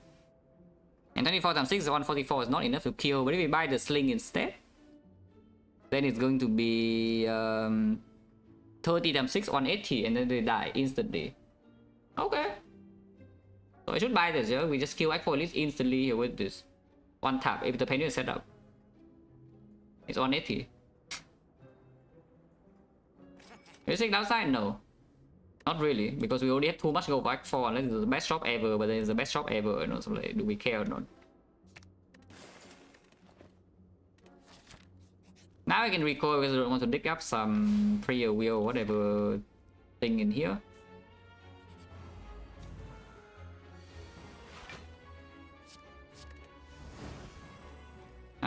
We can end this fight right now if you want to. I need to feed though, I need to feed.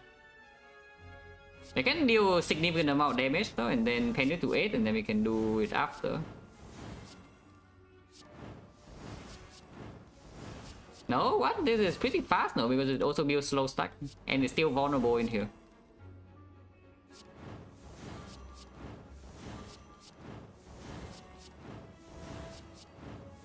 This one is like so funny, man.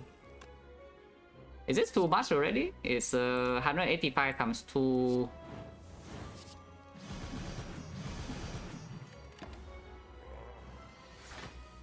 Ah, feed is here. Okay, oh good. And we also full block, yeah? So we just need to wait for the... Hopefully that's not too much. Oh yeah, we just need to wait for the tongue to hit the feed. Ah, it already works, so now we can kill, yeah? Let's kill.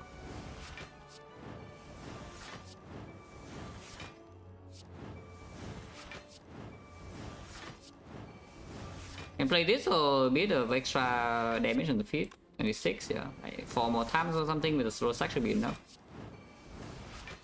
It should kill. Yeah, this kills. Okay, perfect. Meat on the bone, yeah, totally unnecessary because Act 4 this we already playing the one shot. And I don't think this fight will actually deal enough damage for me to proc, right? +2. We can end this fight instantly if you want. Let's not be that lazy. At least I tried one time. If I don't draw onto my feet, like... Oh, here's only lethal in hand, if we want to. In fact, it's lethal with keeping the pen, so that's better than lethal without. So we can wait a bit. If I draw onto feet, then I feed. If not, then we just kill in the curse.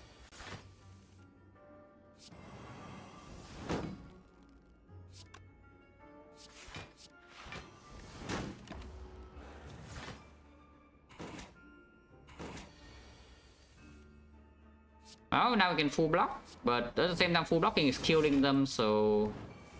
You know... First world problem. Ah, okay, a feed. There's a feed. And we don't need Penny against the Awakened one, yeah? The whirlwind already kills the minions.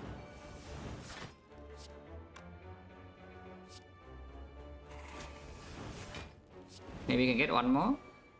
And run to the other feed, maybe. Ah, we can. Yes, perfect.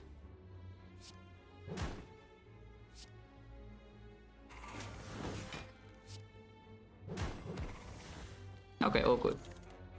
+2. How big singing mode? 16, not bad. Dig. That doesn't do anything. It doesn't really do anything with this, yeah, but you know, it's cool. It's cool enough running by, I guess. Wait. I was about to just destroy this cultist, but with this opening hand, maybe the game's telling me to do something different.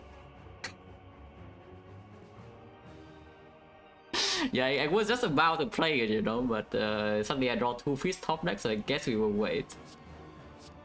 Taking some damage in the meantime is not too bad either, and also, yeah, this already works, yeah? Yeah, we can feed twice this turn. And also kill this immediately if we don't want to take the damage. Or you can be lazy and take the damage instead, that's fine too. Because killing this with this is pretty slow, I would say that. Yeah, I can wait for feed plus, but I don't think I care, yeah? Let's just do that. So do we want to kill this right now or not? Because I think I don't, yeah? Let's just take damage. Let's just take damage. Yeah, hit me. I let you hit me, yeah? Or if it does this hit, though, it's a bit rude, but maybe it's still fine. How small is it? Yeah, 24, so it works. Don't need to play Demon Form yet. Yeah, and then just Shockwave.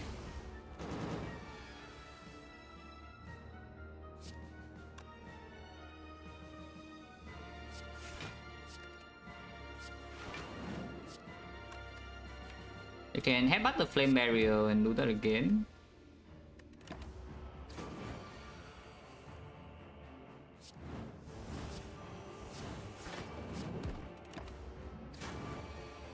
Only 6 and 4, and now we draw this, so we could just block.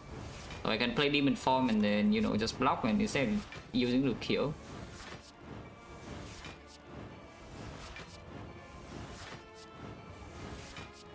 And it's a bit faster because now we have demon form strength.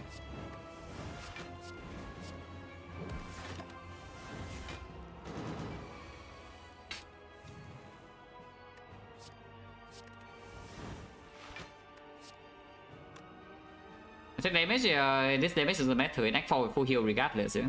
So just you know, save yourself some time. Wait, it doesn't freaking die to that. I guess I need more strength, but it's fine.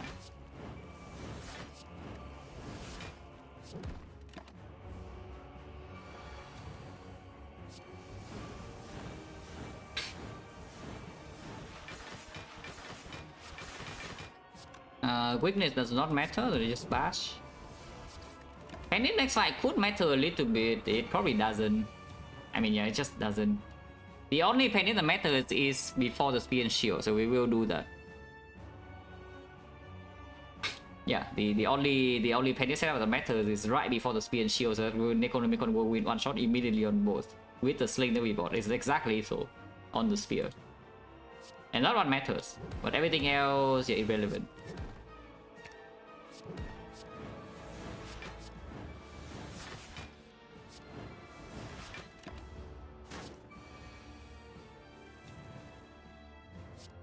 Is it really killing?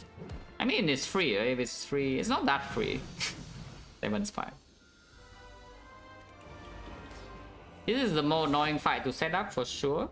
The other fight is completely free. But this fight is like maybe potentially slightly annoying. Trouble? No, not at all. And this fight so hard, I look at the damage output. Oh, that looks hard.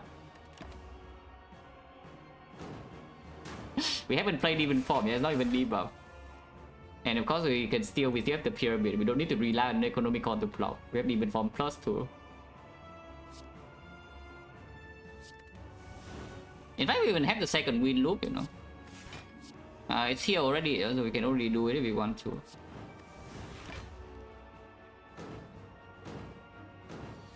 But yeah, holy the clay. And pending button this turn, and I don't actually mind doing that. Yeah, I can pending button this turn. No problem with that.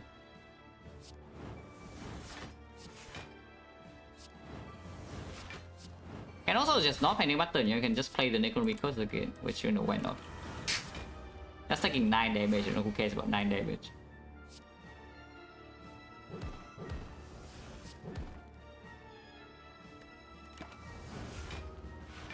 This turn you can pending button. If you want to, you also don't need to, but you can just play this and it blocks enough anyway. Because you know, apparently 4 block per card is not that bad, yeah, without frail. It's kind of like you're playing defense plus. And even if you take a bit more damage in this turn, on this turn doesn't actually matter. So we can let it hit us a bit more. Shockwave for the second half, we can just pummel now. Pending button now is fine too. Uppercut is coming, so no need to do anything else.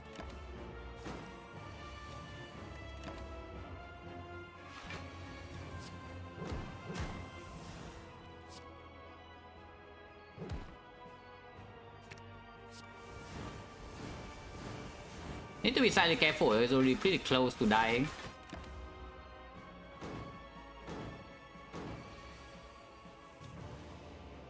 Three attacks only, yeah, but looks like 3 attacks is fine to do here. Yeah, 45 each, so it's exactly lethal. I mean, okay, also +3, but yeah, it's dead. And we have perfect, this on 9, this on 0, nobody cares. And Act 4 at least we don't need to feed, we just kill them instantly with the whirlwind.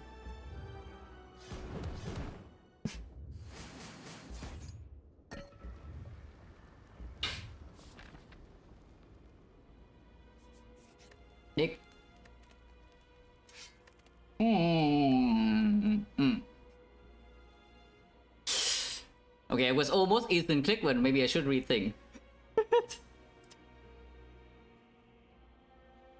Yeah, I almost picked the relic, yeah, but then I need to rethink, guys. Probably not, right? Probably not, because I mean, it probably doesn't matter, yeah, but at the same time, I don't want to deal with this crap. In fact, because it's on freaking page 2, you know, like what the hell, Immortal on page 2. If you want to know like how bad Immortal is on page 2, you can ask Drog.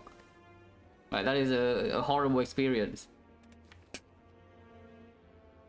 But I mean, of course, we can still just exhaust the deck normally, yeah, the deck doesn't have attacks. So you can simply just second wind away some stuff and then redraw the Immortal, doesn't matter.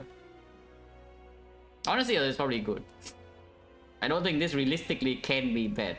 Simply because they have so much HP, so even if we miss an Necronomicon one time, who cares? In fact, you can even headbutt it back immediately because they have Pyramid. And also, I guess you can just use page 2, yeah, because Penny doesn't matter. Yeah, Penny doesn't matter, so you just pick it up. Caliber is also here, by the way, in case you wanted. And I mean, why not, right? It's just fun. Even though this doesn't actually do anything. It's just nice to have, you know. Also remove the last strike. And then yeah, just buy Caliper, like, why not? Move on. Okay, so now our thing is permanently on page 2, yeah? So we can see the Immortal, and you see this, 180? How much damage we are doing? Ah, 180. Goodbye. Ah. Right, there was a Reaper in there for the Exodia, but I did not take it, so now we are doomed. Ah, yeah. Okay, I mean, if you have only one and not the other, yeah, maybe it could screw you, but if you have both, then of course you draw back into your thing and you are just infinite. So yeah, just take that Embrace Plus, that's just very good. Or you can take Exhume to make a new curse, yes.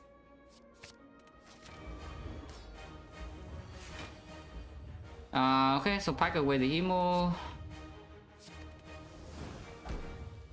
Curse is already here, yeah? I mean, you can clay yourself so a billion block right here if you want to. I mean, not a billion block, but you know. The funniest thing to do right here is to play until we are 1 HP, because every card you play with medium death is only -1, yeah, with Tungsten Rod. So you go to 1 HP, you spend 138. And the next one you gain 400 block. With the Caliper, so you're invincible until you play your Hemo and then you die. But I think we have already packed the Hemo, right? So there's no risk. Yeah, there's nothing else in here that can damage me. So yes, we can do that. We can play ourselves to 1 HP. And I am doing it. Also, if we do it, we draw cards. I like drawing cards.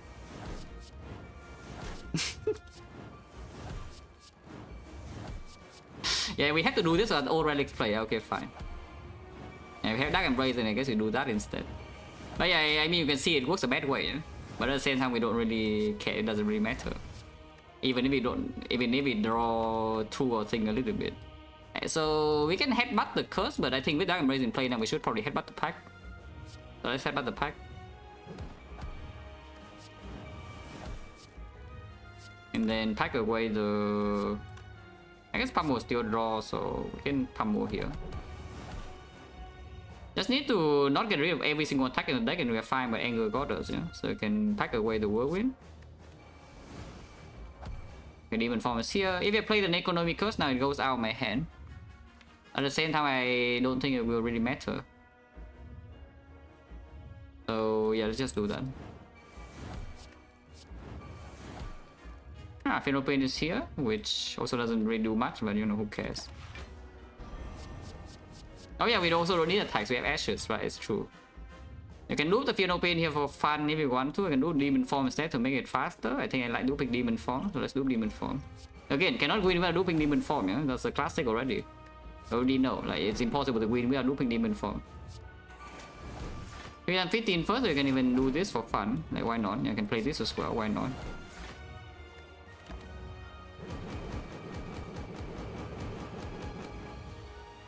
$67, by the way, very scary.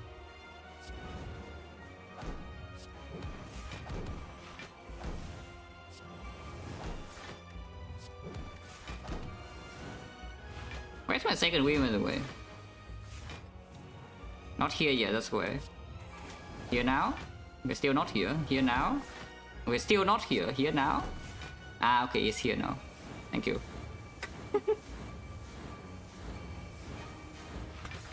Okay, so now we exhaust our whole deck and we draw back into our curse, yeah? Not yet, not yet. If I play anger, then we still have some bricks, so let's just get rid of some angers. I mean, I don't even know why I'm doing it like this, but you know, I just want to do it like this. So let's do it like this. Now we can take a win away everything, and then we have the... Yeah, like this.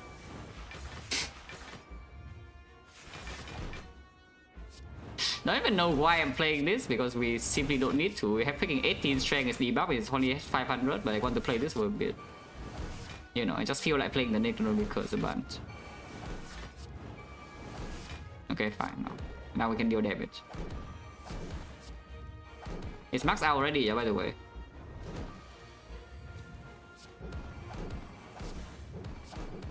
We play 3 attacks and it's maxed out, and okay, I'm not full blocking and that's unacceptable, so we have to full block.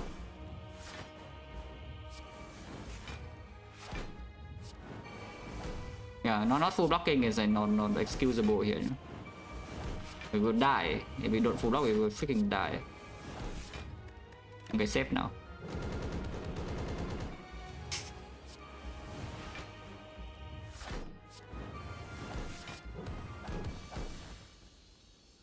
That was fun. Yeah, that was fun. Because this kind of run probably happens to you maybe, I don't know, like once per year or something, even if you play this game every day. Yeah. That's cool. Ah, and our streak actually goes up and it doesn't stay the same. Yeah, look at that. Only after a day the streak actually goes up, guys. How many times is the second? It's actually only the second time, but I haven't played that much Ironclad. Because I mean, usually most of my Ironclad runs just end in Act 1. Yeah? I don't play Act 2, so I don't get to see this this combo. But I have had this combo one time before, at least. In fact, I think it was even in the first class sample, right? Like, wasn't it like one of the first few runs in the first class sample in 2022 that I also had an Economicon blue candle thing? I think I had it then.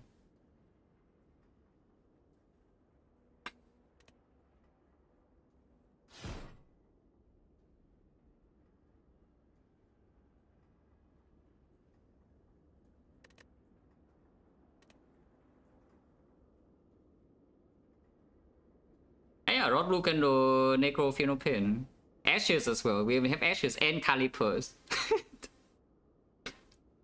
And Pyramid. We have literally everything for the combo. Like whatever you can ask for the combo, yeah, it's there. It's just like we're lacking a bottle curse. Yeah, we're just lacking a bottle curse. And yeah, imagine the ones who key the blue candle next one, like how sad are you? Or how sad are you freaking here if you key the blue candle? Like, come on. Oh, but I don't key the blue candle and we have this run. But no, again, though, like blue candle and Ironclad just plays pretty often, you know. Not just with the Necro, because the Necro is the best synergy, but the Pain, like the curse key, exhaust synergy with curses. If you know when deck embrace, and you pick curse key in every curse cell cycle, Ascender's Bane literally already in your deck. Self-forming clay, you know, that a lot of things work with this. Also, yeah, it's like 31 relics without Black Star, but of course we have membership card and shovel, so it's like, yeah, 8 relics dig up. Yeah. Okay, let's get out here. It's time for, it's probably almost time for like cartoon with the boys. It's a perfect on the end stream.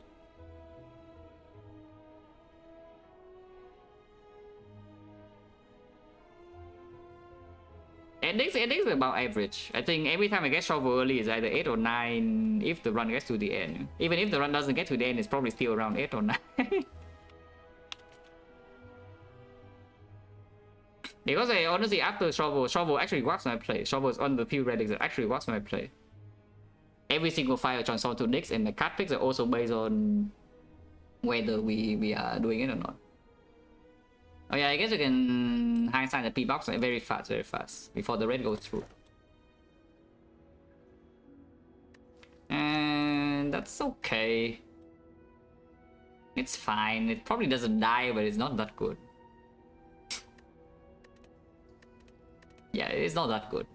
It's like a bunch of weird attacks and a corruption that we have no skills for, and an evolve that, you know, leads nowhere. Transform 2 now, if you're going to high side Transform 2, you need to enter the seed and such. You cannot do it on this screen. That's too much work. But yeah, thanks for watching, guys, as always, and see you.